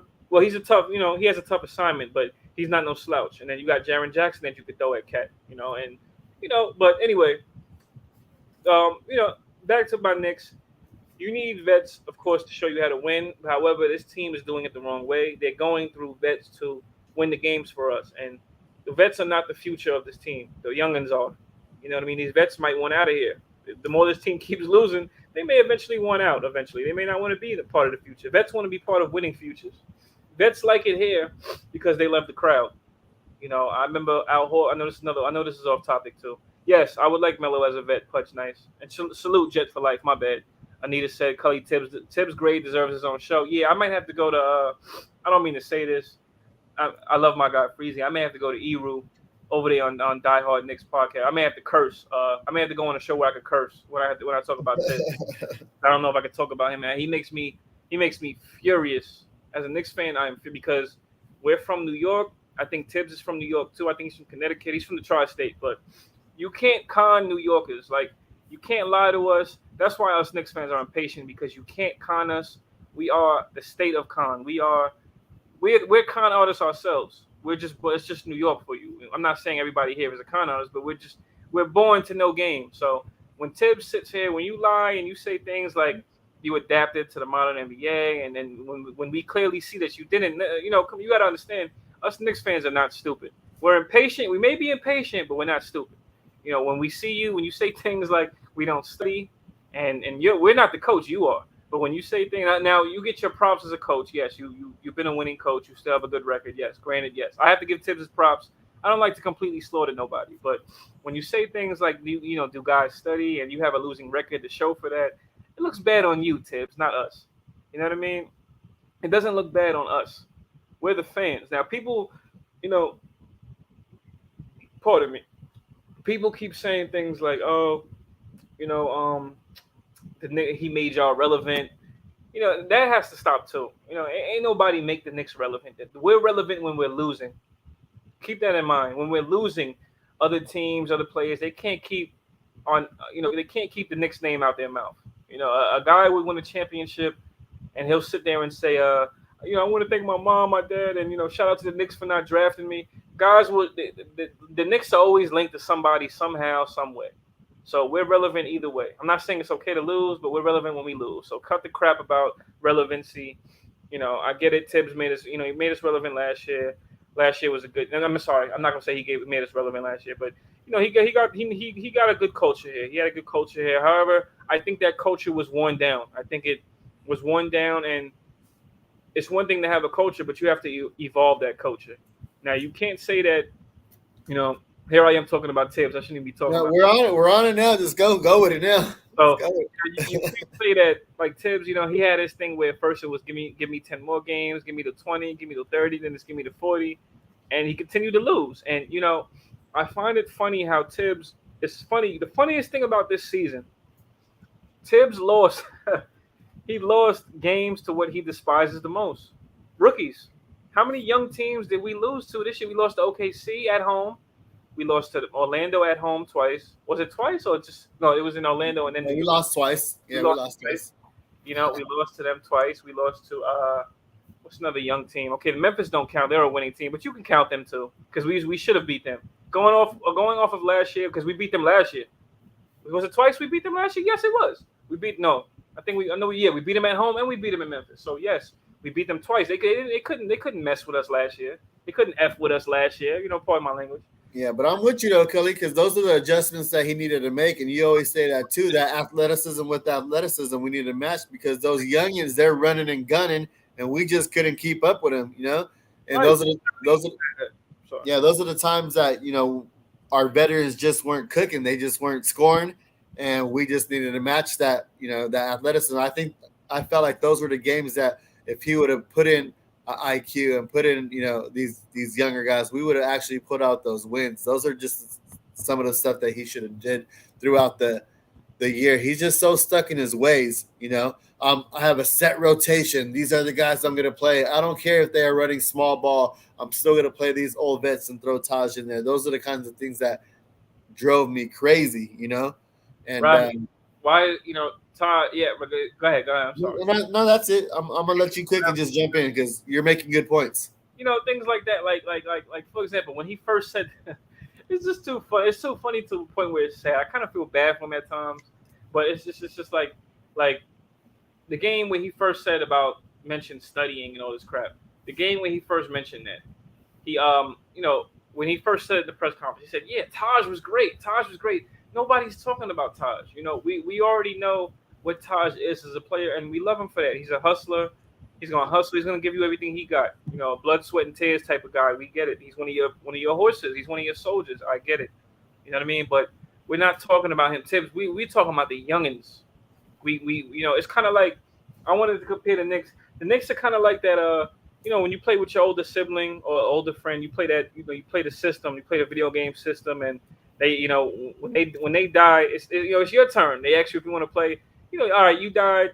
You're supposed to be older than me. You think when someone's older than you and they playing a game, they're better. Of course, they're better at it than you. So it's like, okay, so get to the next level. They lose, so now it's the younger sibling's turn. Okay, give the controller up. Give the controller up. You had your chance. You died. Pass the controller, then you get your chance again.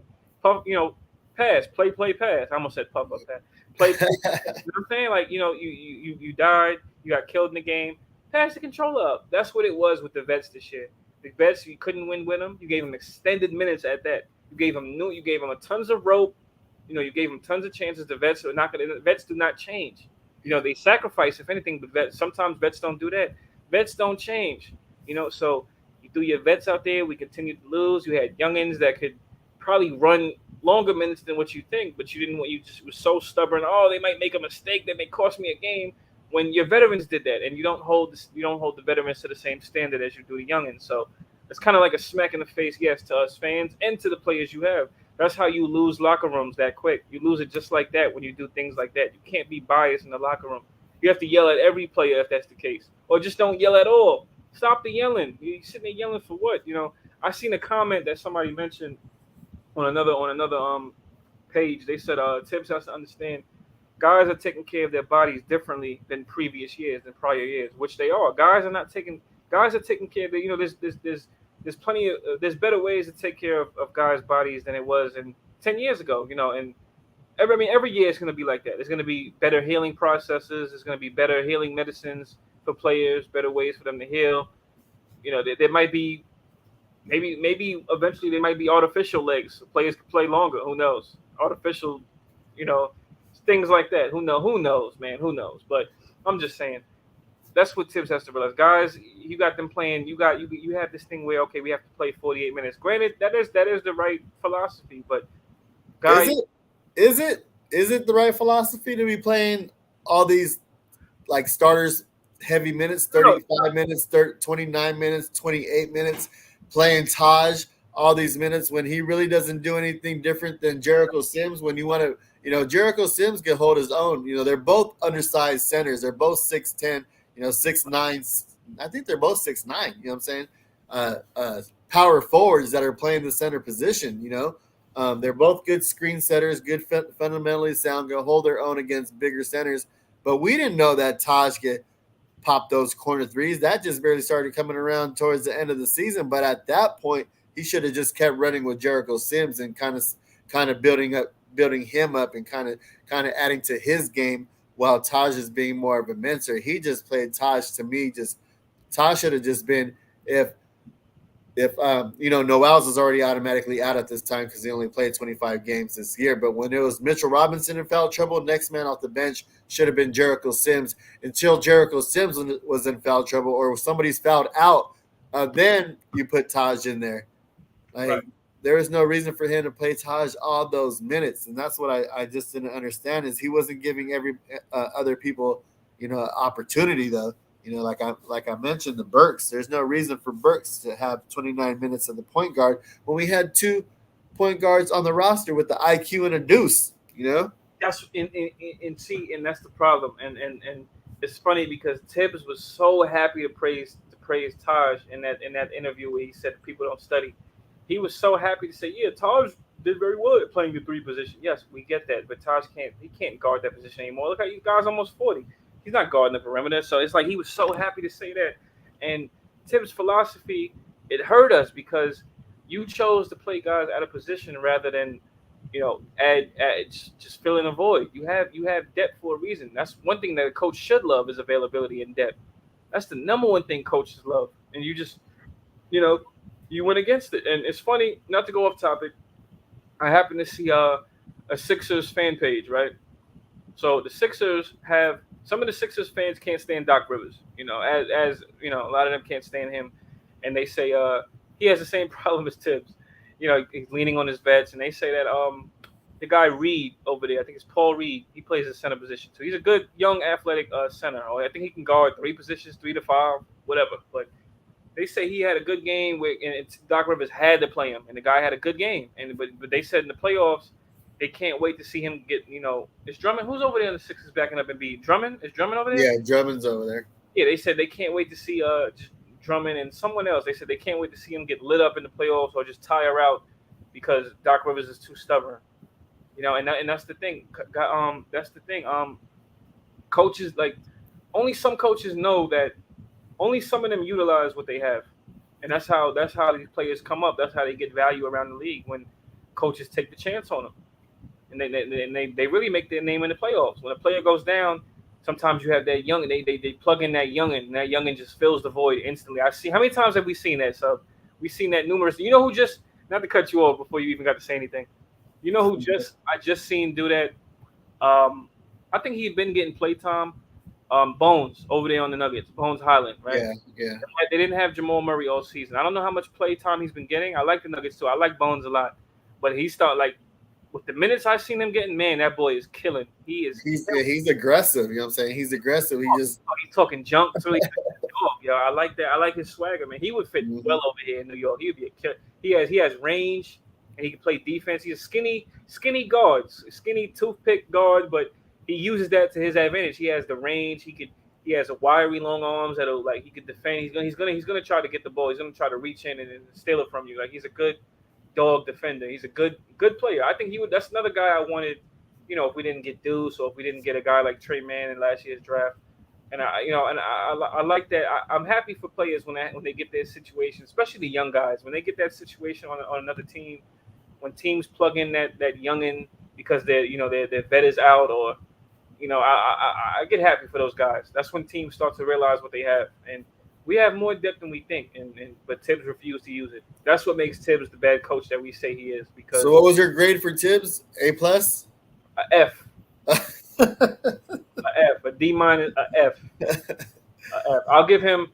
If I have to be nice, I'll say D- because he eventually played the youngins. But then again, no, because look how long it took. The season's over. A F. You failed us, Tibbs. And Fudge Knight said Doc is a fraud. Yeah, I like Doc, but yes, some of these coaches. I can't knock them. Yeah, they won their, they won what they won. It's funny.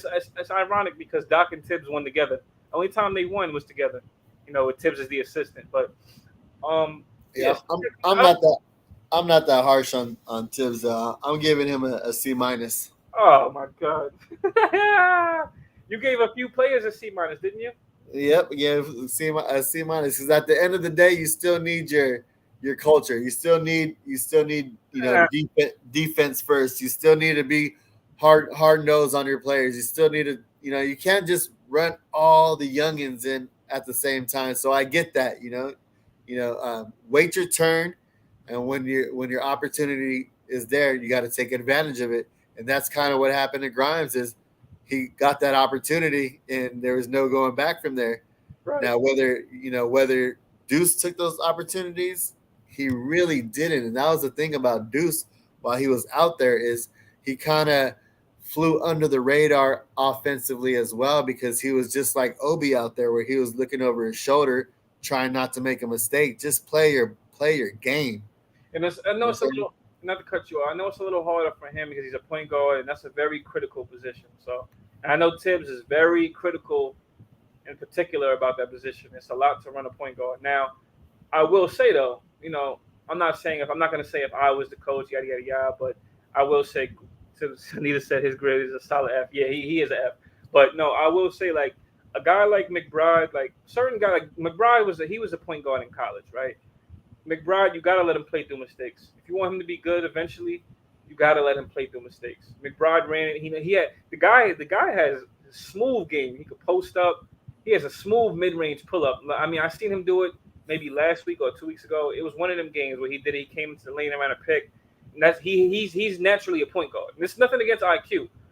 Him because I think him and IQ could run together. I think they should run together actually. But because I think they have a good chemistry too. Low key, I think they have a good chemistry. But McBride is naturally a point, and I think you should let him. I think he should run it eventually. Just let him play through the mistakes. He'll eventually learn. I think Did Knox learn from his mistakes in the beginning of the year when he played? Of this season? Yeah. Did he? No. He didn't take the opportunities that he had. You know what I'm saying? He was still we were complaining about his low motor, getting cooked on defense, you know what I'm saying? And then when he made an open shot, we praised him. But the opportunity was there. You just didn't take advantage of it. So he put you, I'm just saying, he put you out there.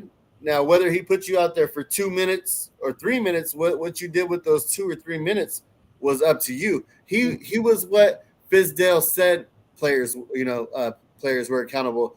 You eat what you kill. You eat what you kill. You know what I'm saying? And then Tibbs didn't do that because he let Knox go out there the whole season, you know what I'm saying, and take his lumps. And what were we, a lottery team then? What did we win? 17 games that year? So, I mean, if that's the game you want to play, then go ahead. Let's run Deuce. Let's run these players. So I understand that part. You know what I mean?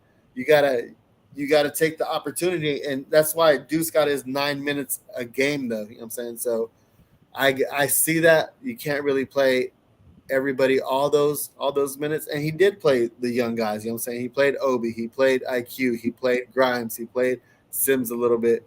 I mean, how many young guys can you play? You can't play all of them. So right. I can see both sides of it. You know what I'm saying? Especially if you want to be a winner. Fizdale never won nothing. You know what I'm saying? Like, he had no formula. He had nothing to coach.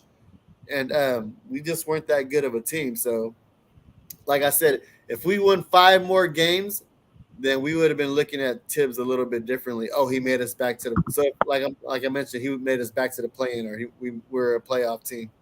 It was just those 5 little games of adjustments that he could have made.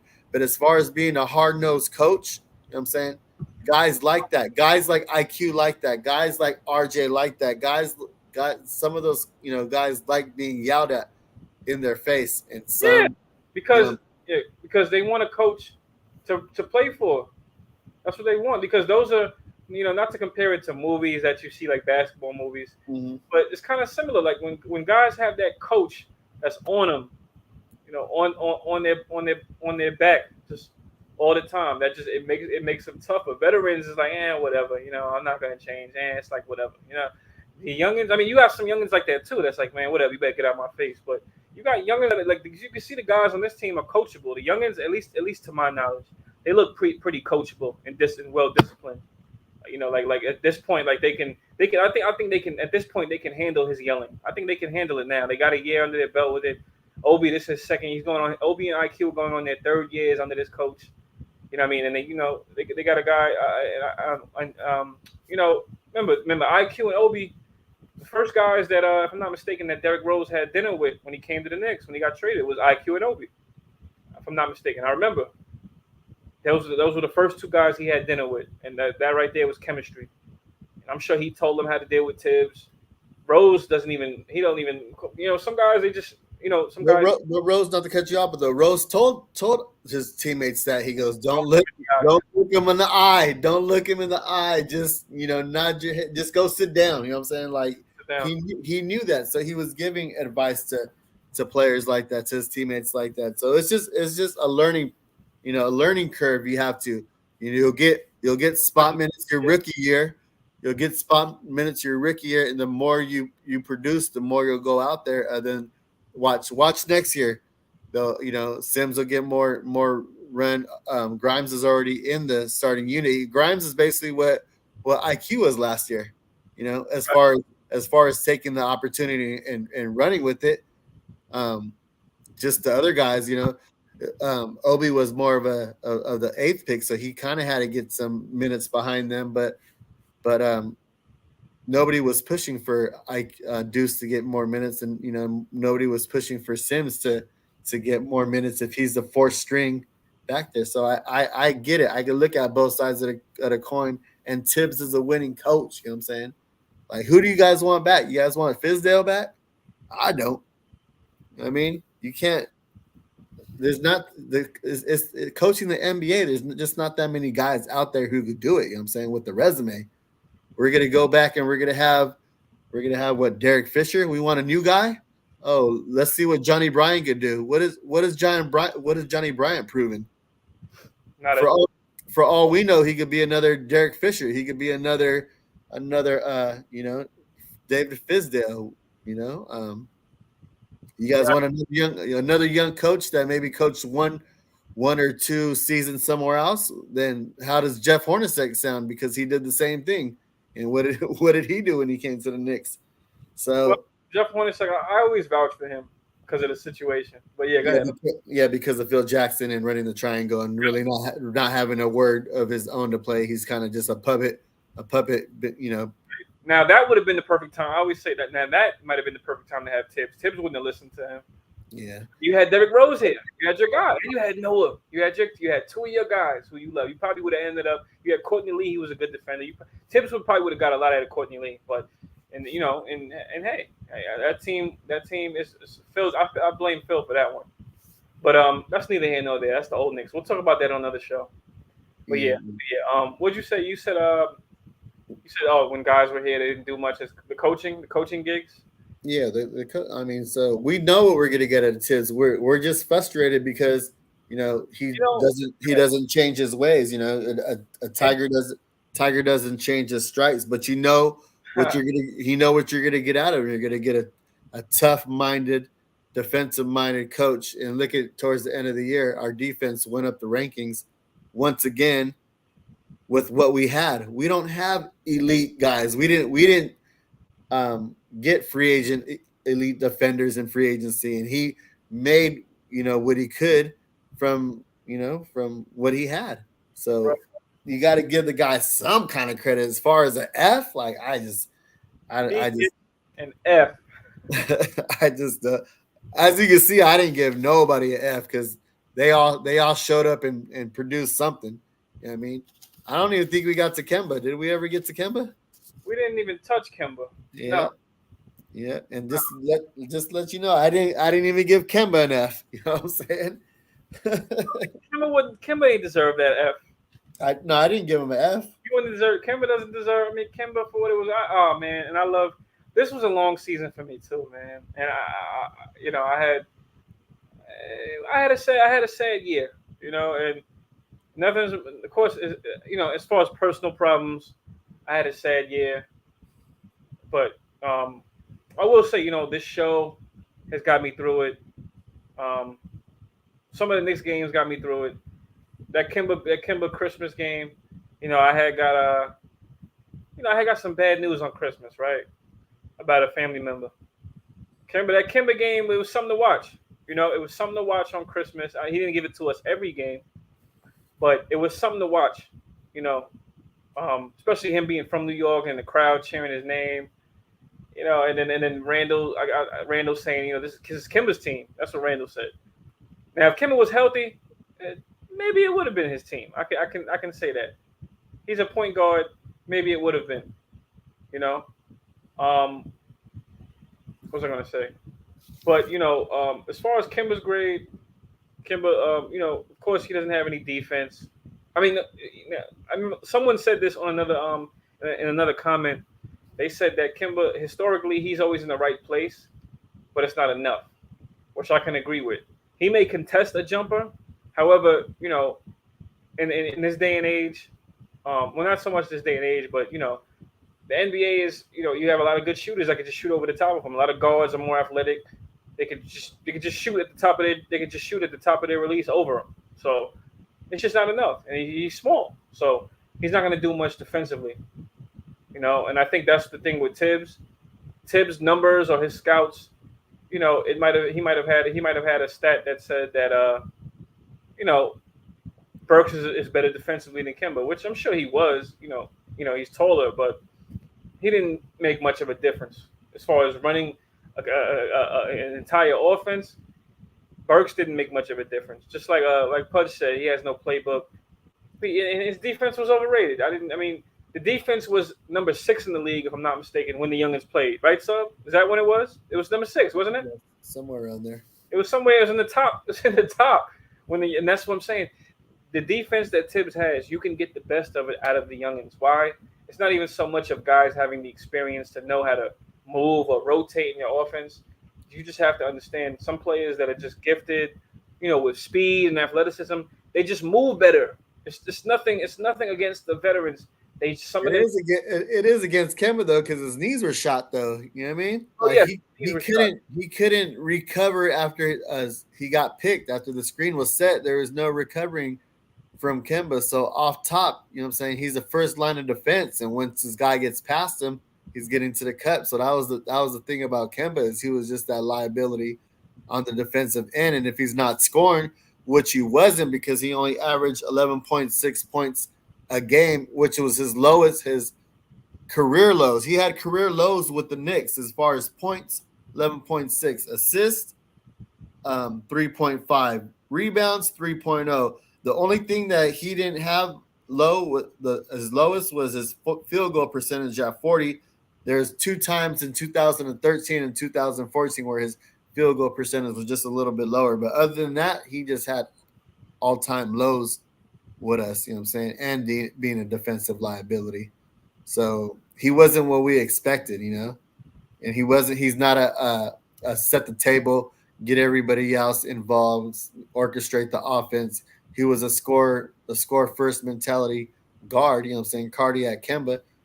And he just wasn't that guy no more, Only in short, like you said, Christmas time, a game here, a game there when he's well rested, then he would go out and show up. But then after those games, it was no bueno after that. You know what I'm saying? So right. Yeah.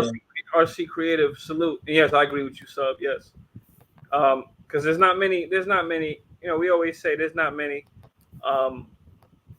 guards like Chris Paul. That's the perfect example. That's the epitome of a pass first point guard. Him and Rondo. Those are the epitome of pass first, set the tempo point guards because of what they do. Not only can they score by accident, they can score when they want, and they know how to score, but they know how to make other guys score, put the other guys in positions to score.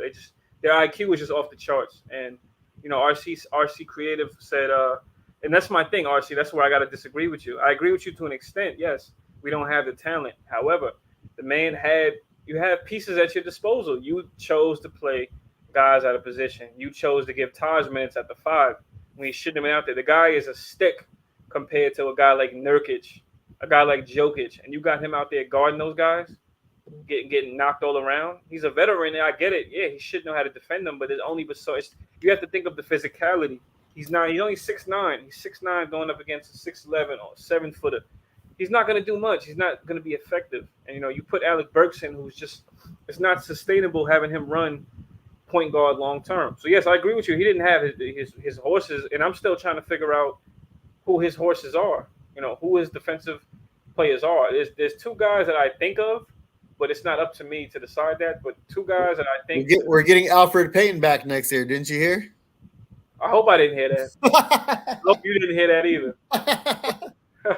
But two guys that I heard. Well, one guy that I heard that Tibbs likes, if I'm not mistaken, I heard it last year. I heard he liked Norman Powell. That's what I heard. This was like at the midpoint last season, before the trade deadline, somewhere around there. I heard he liked him. I don't know if he likes Gary Trent. I think I heard that too. I don't know, or maybe just the fans like Gary Trent. But I heard that he liked Norman Powell, and a guy that I think he likes. Okay, we know he likes Jimmy Butler. I don't think he will get in Jimmy Butler. You got to put a trade package for that. I'm not willing. I'm not okay. I mean, I'm only a fan, a Knicks fan. I'm not Leon Rose. I am not okay with trading a lottery pick. This is not the Timberwolves when you traded Zach LaVine for Jimmy Butler and a pick or whatever. This is not the Timberwolves. You're not gonna do that here in New York. Don't even think about it, Tibbs. If you do, we are on your behind. I can't curse on here, but we are on you, Tibbs. If you even have a hand in that and wanting Leon to get desperate and make him do something stupid, putting him at other GM's mercy, Tibbs, shame on you. But another guy that I think Tibbs likes is Robert Covington. I think he likes him. I actually like Covington. I wouldn't want to trade a pick for him. You don't trade no pick for him. Maybe some players, but those are guys that I think Tibbs likes. Of course, if they was here, they'd be getting extended minutes. Those are not guys I would trade a pick for, though. That's all I can say. But do I like those guys? Absolutely. Do I like those type of players? Absolutely. That's the fun. Not to cut you off. That's the fun part, though, because you didn't like Tibbs. You gave him an F. Someone else in here was it Anita Blackman gave him an F too. Yeah, she gave him an F. I think Pudge gave him an F too. I think he gave him a C-. I can't remember. Yeah, and then I gave him a C-, and then here comes RCA Creative saying, "How do you expect Tibbs to cook a meal with bad groceries?" So I mean, that's the beauty of it. We all have our own opinions on, what to grade these players and coaches, and who to bring in and what to run, and all these different types of scenarios. That's the fun part. We're just out here trying to it's like you said, it's been a long season. It's the end of the season. We're just trying to put it all out there right now. We'll see though, because he's going to be back next year. They already mentioned it. They said they're running it back with Tibbs. All these guys are on. Let's just jump right into the front office, because they're the ones that hired Tibbs. You know what I mean? They're the ones that hired Tibbs. They're the ones that brought in these guys. They're the ones that brought in the Kembas and the Fourniers and brought in Cam. So I mean, right? Yeah, everybody's on that expiring contract. Next year is it. They brought in Rose. They gave Noel a contract, but after next year, it's a team option for all those guys. You know what I'm saying? So when 2023 free agency is the year, whether we get a new coach, get new players, because we're going to have all that cap space. You know what I'm saying? New, then not to mention the draft that year, 2023 is when all the youngins from high school enter too. And we have a lot of picks that year too. So 13, I think 7, one of them. Yeah, go ahead. I'm sorry. Yeah, we have a lot of second round picks. Mentioned it the other day. His sorry, Wahana. But yeah. Who's that? Oh, Leon. Sorry, Wahana. Yeah. So that's what I'm saying though. There's ups and downs. We might as well just stick with it, and there, we're just gonna run it back with these same guys. Right. Run it back with these same guys. So when it comes down to the Chuck D-, man. I was being nice if I see him a D-. Yes, F. Here goes another one. But yeah, I'm okay. Go ahead.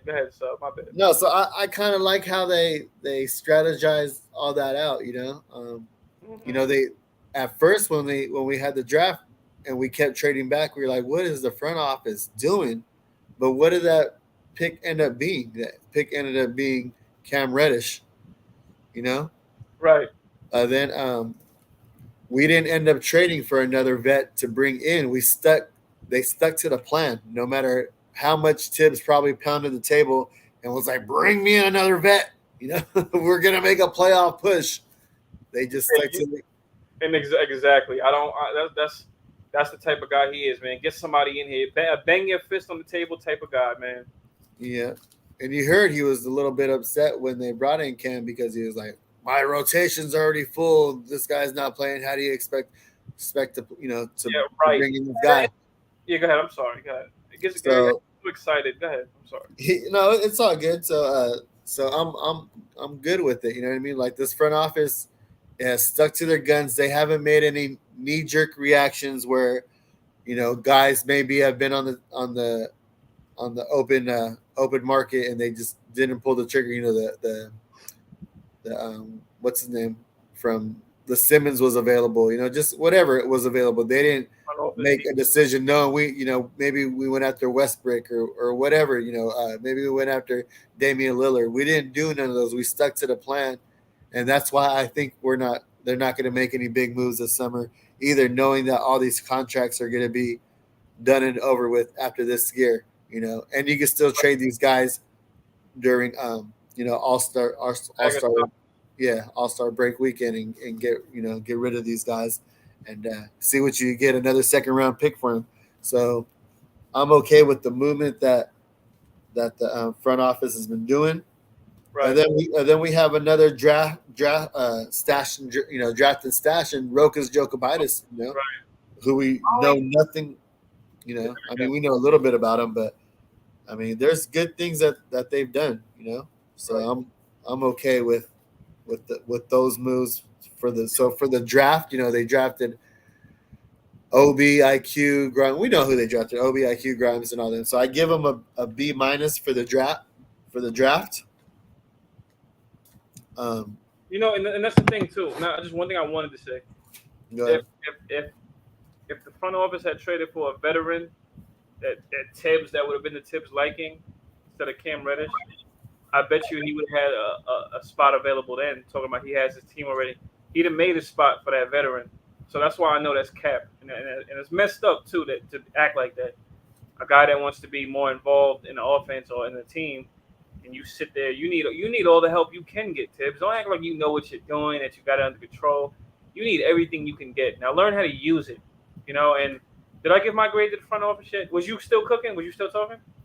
I was talking about, I was ending with the draft and then just talking about pretty much, yeah, that was it. Because it's two different grades as far as the draft and then free agency. You know what I mean? But like I was just saying, there's nobody available in this free agency class. So they maneuvered everything for 2023, when the free agency class is a lot bigger. So what's the point of spending money if we really don't need to? If they're going to move the needle as far as free agency. So just get used to what it is for another year, and we'll see what it is. So yeah, and that's another and that's the thing, man. Free agency. I mean, the front office. I don't know if they're cheap, lazy, or what, but yeah, I give them a D plus. D plus? I give him a D plus because I'm okay with the draft. I'm okay with the Cam Reddish move. However, I'm not okay with the Mitch thing. So after this, if we lose Mitch, that's technically where you can grade him again. So if they lose Mitch, they officially get an F from me. So for now, D plus, and that's me being nice. But if they lose Mitch, man, like, you overpaid Noel. Where was he? You got to. Yeah, but we have to overpay for everybody. Kelly, nobody's joining the Knicks. So when you see somebody going for $5 million, we got to double that, $10 million, just to bring it over. While I do agree with you, there are guys now. Yes, you have to overpay because that's what we had to do with Fournier. Somebody has to get overpaid, just like Lonzo. Nobody wanted to pay Lonzo. Guys got to get overpaid or whatever, right?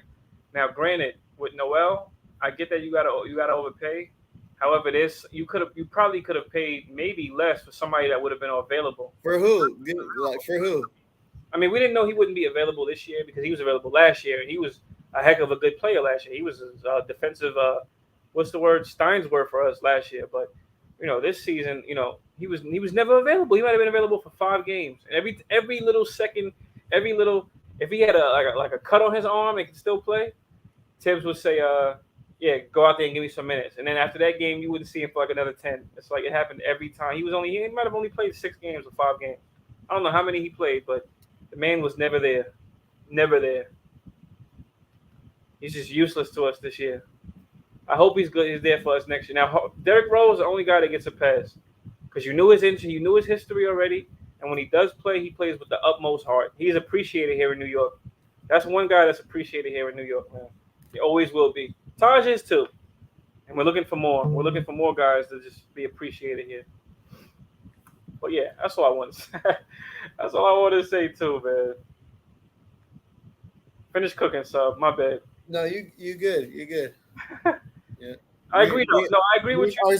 Me and RC Creative are on the same page because he gave Tibbs a C-2. Then I gave the front office a C2 as far as free agency because of all we needed offensive and we traded offense for defense, thinking that Tibbs could just, bring the best out of guys defensively, and he did what he could. And then I just like all the contracts that are expiring.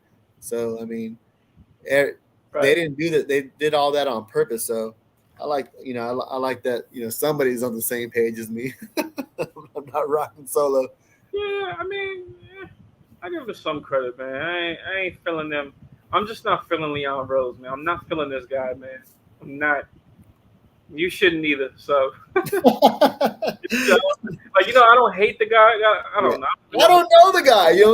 He's only spoken twice the whole time he's been here. So, I'm not saying I believe what he says because him and Tibbs just talk out the side of their neck. You know what I'm saying? Like, game recognized game. You know what I'm saying? You're not gonna tell me something different. I know what I see, but at the same time, though, I do like. I mean, I understand the moves and why they made them. Do I like him? No, because in the moment we're losing. That's the thing. In the moment we're losing these games, and we want these. As Knicks fans, we're not patient. We want these. We want to bring these guys in, like you said, Lonzo Ball. A lot of people wanted Lonzo Ball. What was Lonzo Ball's contract? I don't know his contract. Did he get $80 million too, or $60? I don't remember, but I know he wanted $20 million a year. A lot of people was like, they wasn't okay with him getting $20 million a year, even though a lot of guys in the market, that's what they wanted.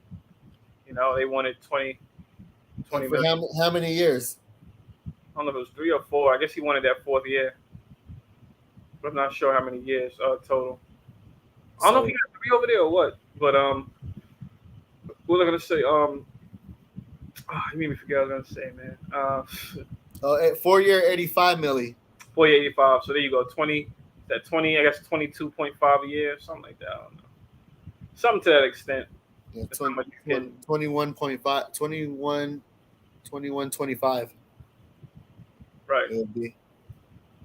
Yeah. 21.5. Okay, so 21. No, yeah. And I like him. I like him too, man. But my only thing with Lonzo, I don't know how fit he would have been for New York. That's my only thing with him. You know what I mean? Yeah, he's he's to himself, quiet, not very outspoken. You know what I mean? Yeah, he's not. Exactly. He's quiet. Yeah. I don't know. You know what? Not to cut you off. My bad. No, I like him, but I would have liked him more as he's good as a 1C, as a 3rd, 4th option. He's not He's not a main option. So as far as him being the head point guard here, I don't know if he could have been able to handle that. A guy from the West Coast, a Cali guy. Some guys are fit for it. Some ain't. He doesn't have that dog in him. I mean, he has dog in him, but he's like another quiet dog. He could play, but he's not gonna bark. You know what I mean? He'll fight, but he's not gonna bark. But he doesn't. He does. That's what he gives me. He gives me that laid back. But he's a tough guard though. He would have been a good signing. I mean, you know what I mean?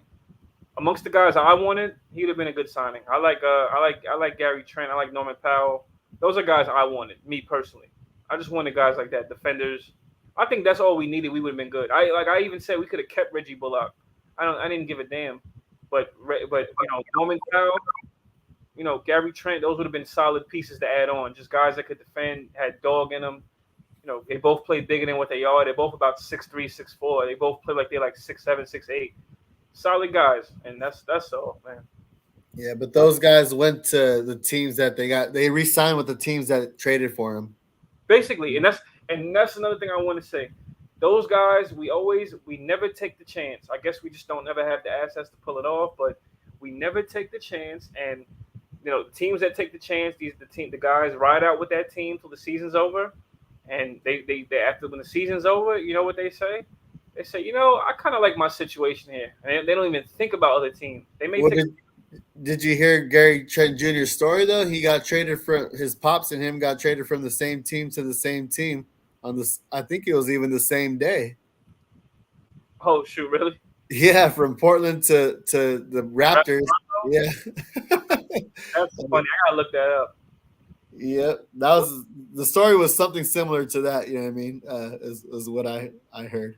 I'm gonna look that one up. That's dope. That's dope, but it's funny. But it's that's funny. Well, Gary Trent is solid, man. He looks like Patty Mills. I know that's not important, but I like Gary Trent, man. That's a guy I wish we got. But whatever. I think he was cheaper at the end of last year's offseason than he is now. I think he would have been cheaper. His value is up now, and I think are the Raptors going to the playoffs? They're in the playoffs, right? So they're like the 4th seed. I think they're going against the Sixers. I think in the play. I think they are. I can't remember, but they're pretty lengthy. I think Thaddeus Young is over there too. They're a pretty athletic, lengthy team. They could be pretty bothersome. They're gonna bother James Harden on that perimeter. I know that. Put Scotty Barnes out there on him, chasing him around. Oh man, it's gonna be tough. Ain't nobody stopping Embiid on that team, but they got every other area covered. That's how we need to get like that, just young and athletic. But whatever. All right. So what did you give the front office? The grade, D+.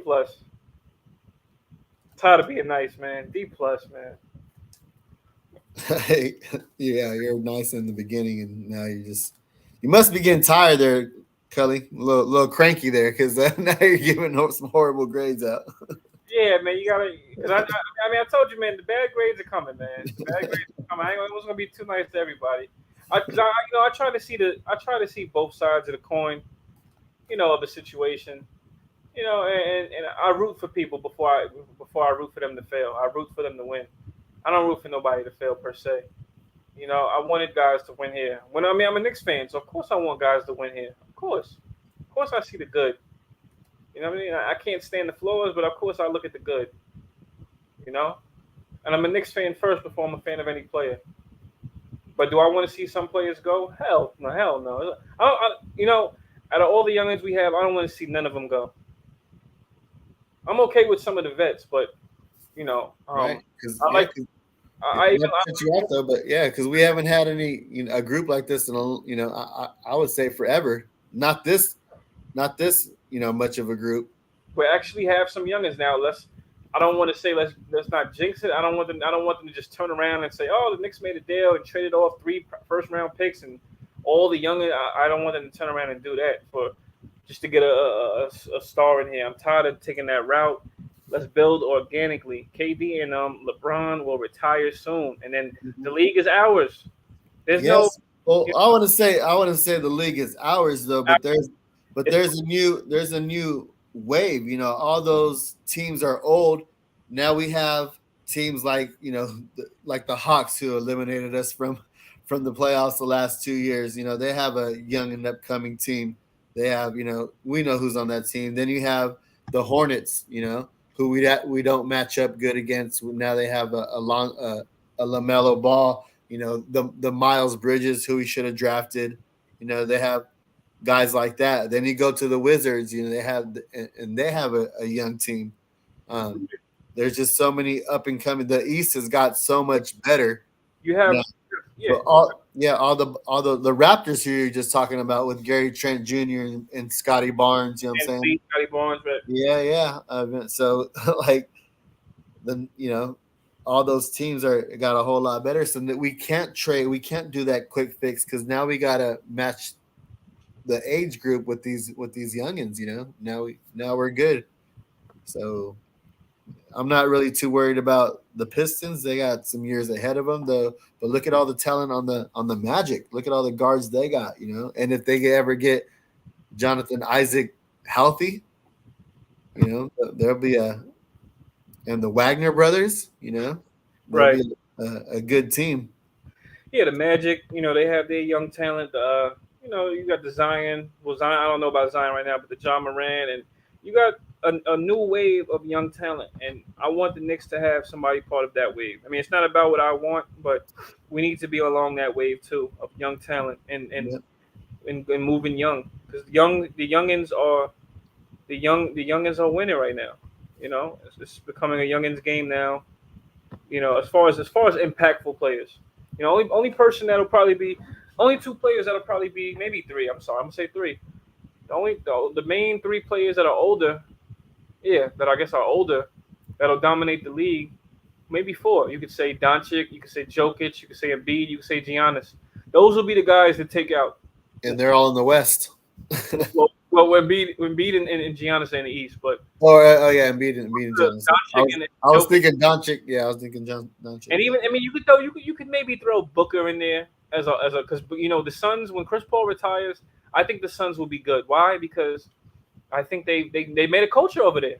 Chris Paul was that final piece. They made they know how to win. Certain teams, like you see, the Grizzlies was 16-2 without John Morant. Certain teams, they start learning how to win. They start learning what grinds out, how to grind out games and all that. And their glue guy, I like the guy a lot, Dylan Brooks. I like him a lot. I wish he was here, but guys like that. When you have guys like that on the team that are just glue guys, that just every possession they fight, and they're fighting like a dog. They want every possession. They want it to go their way. When you have guys like that on your team, you're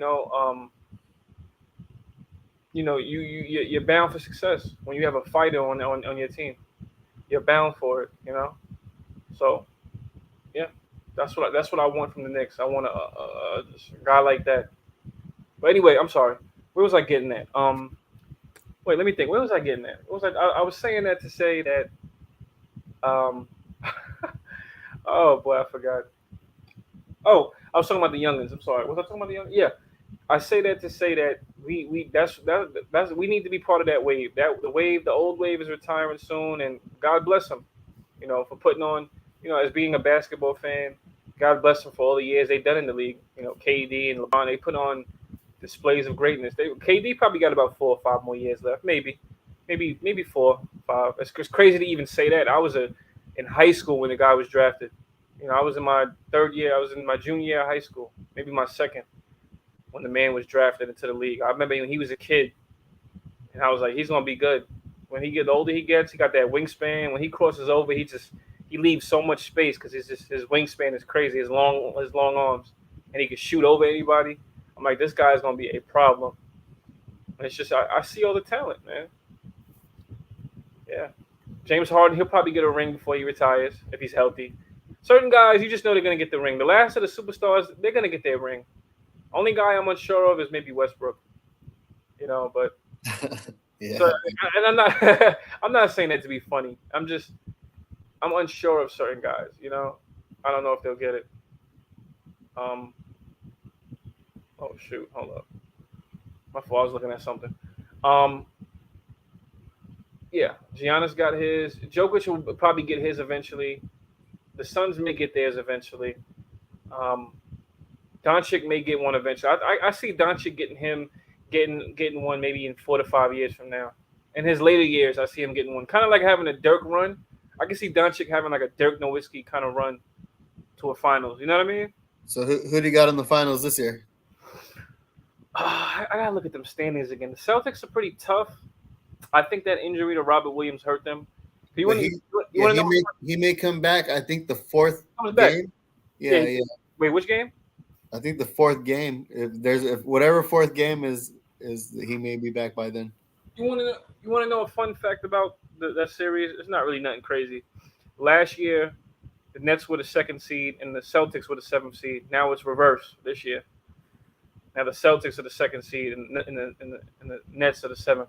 Just a fun fact I want to throw out there. But that series, Nets probably going to take that one in 6. Philly, they may have a matchup problem with the Raptors, believe it or not. I don't see the Raptors beating. If the Raptors beat the Sixers, I don't see them beating the Bucks if they play them second round. I don't know who the Bucks play the first round. The Heat play. Oh, play my God. That would be the Bucks play the Bulls. The Bucks. Ooh, that's gonna be good. Because Patrick Williams just came back, but that may go to 7. That may go to 6 or 7. Yeah, matchups. Vucevic is a problem. He's not guarding Giannis, of course. Giannis could probably guard him though, maybe. But Vucevic is a problem. He's the dark hero in that series.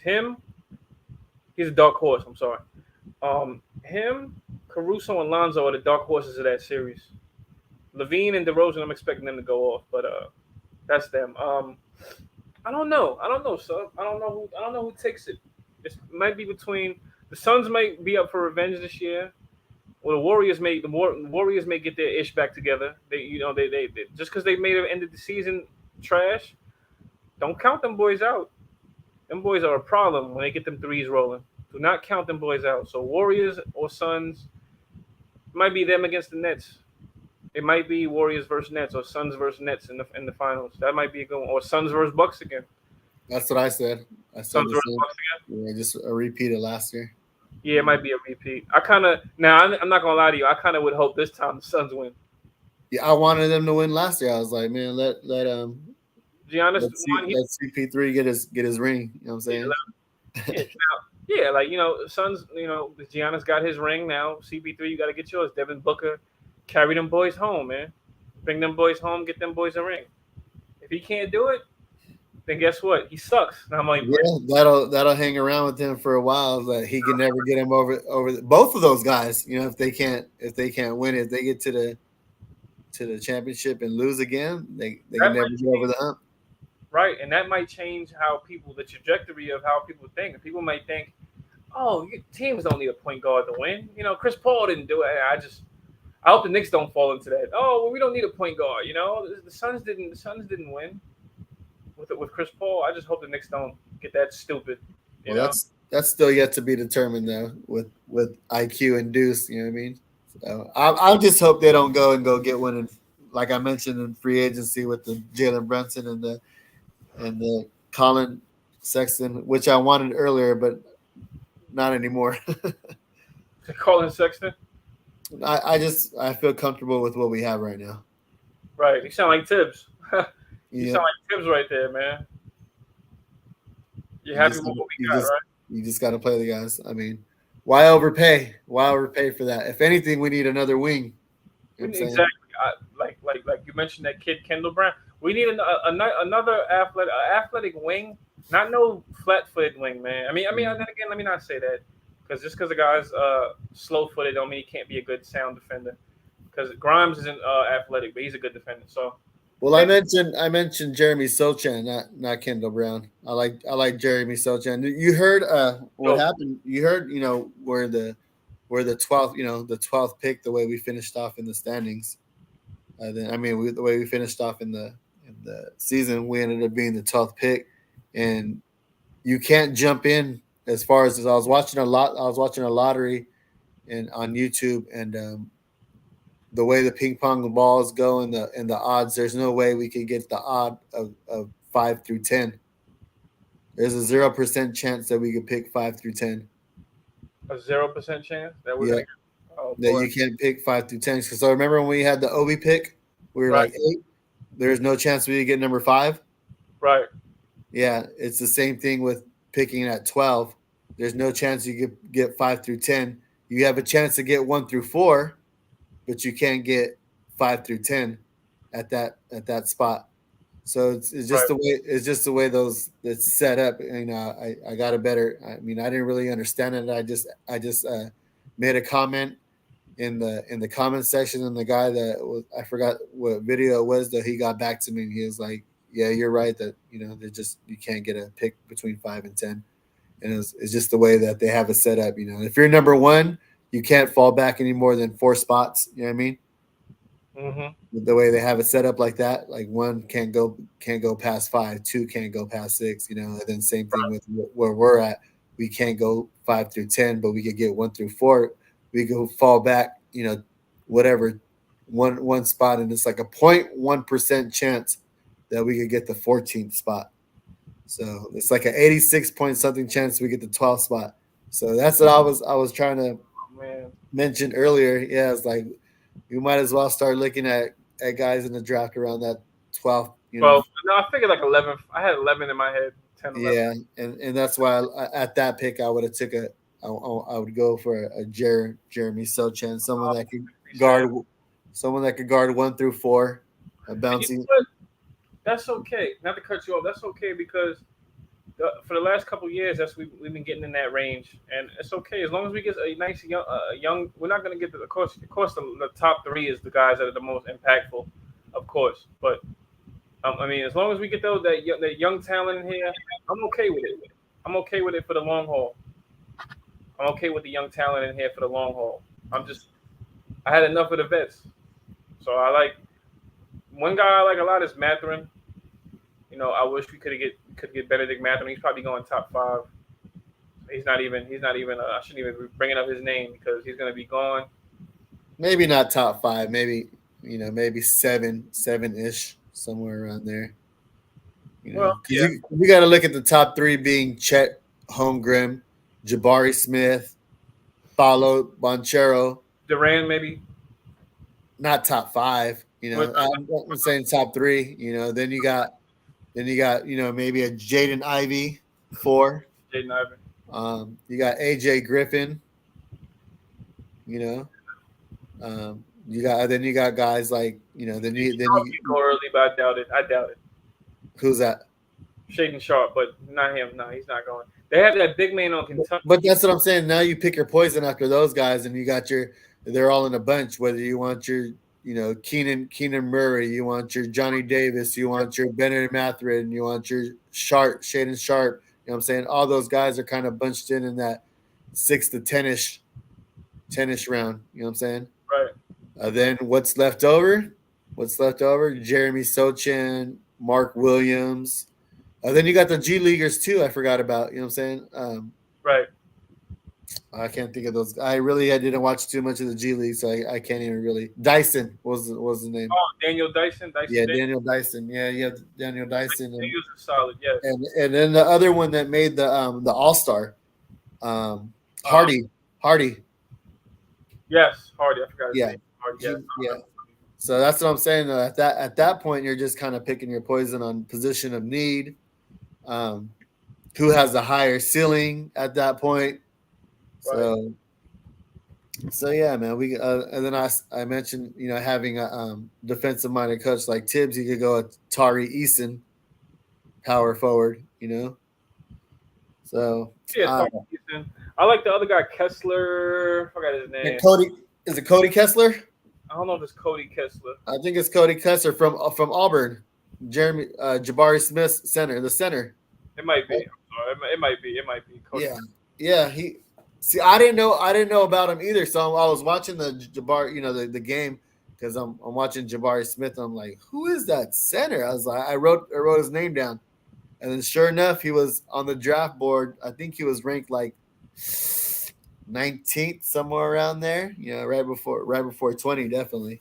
I was like, okay, all right. So Okay. Yeah, I just don't know how it's gonna go. I would trade up for Mathurin, man. I don't know. Trade up what? You're gonna have to give up a first round pick to get a first round pick, though. So that's why I'm like, yeah, you might as well take our L, man. I like Mathurin a lot, man. I just like the athleticism.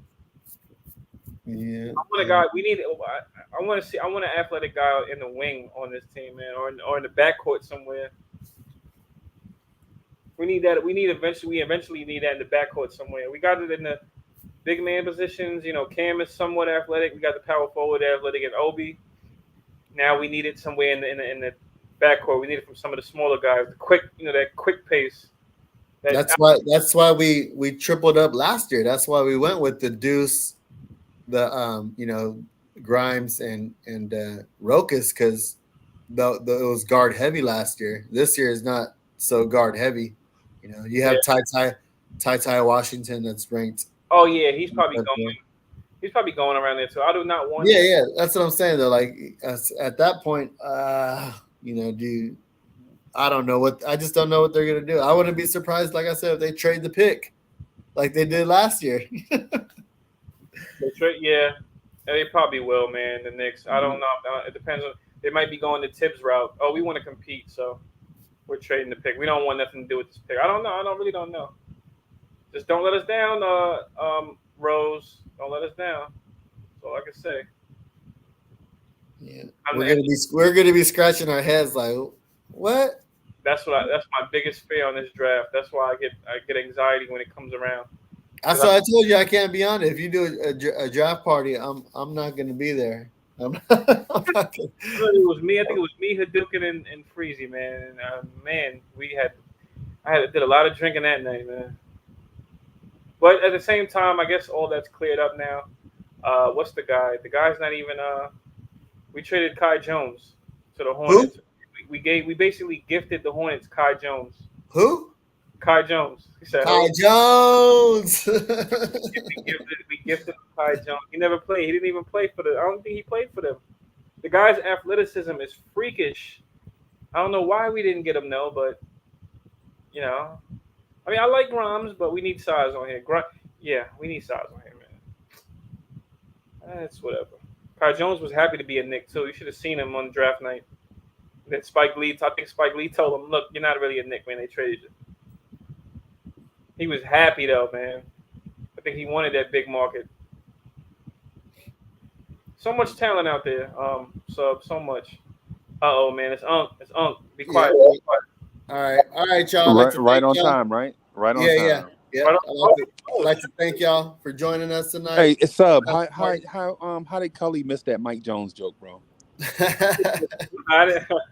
I said he ain't old enough. He ain't old enough. Come on, man.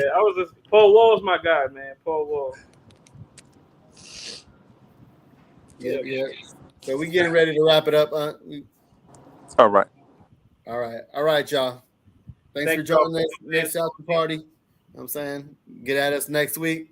We out, y'all. We out. Peace.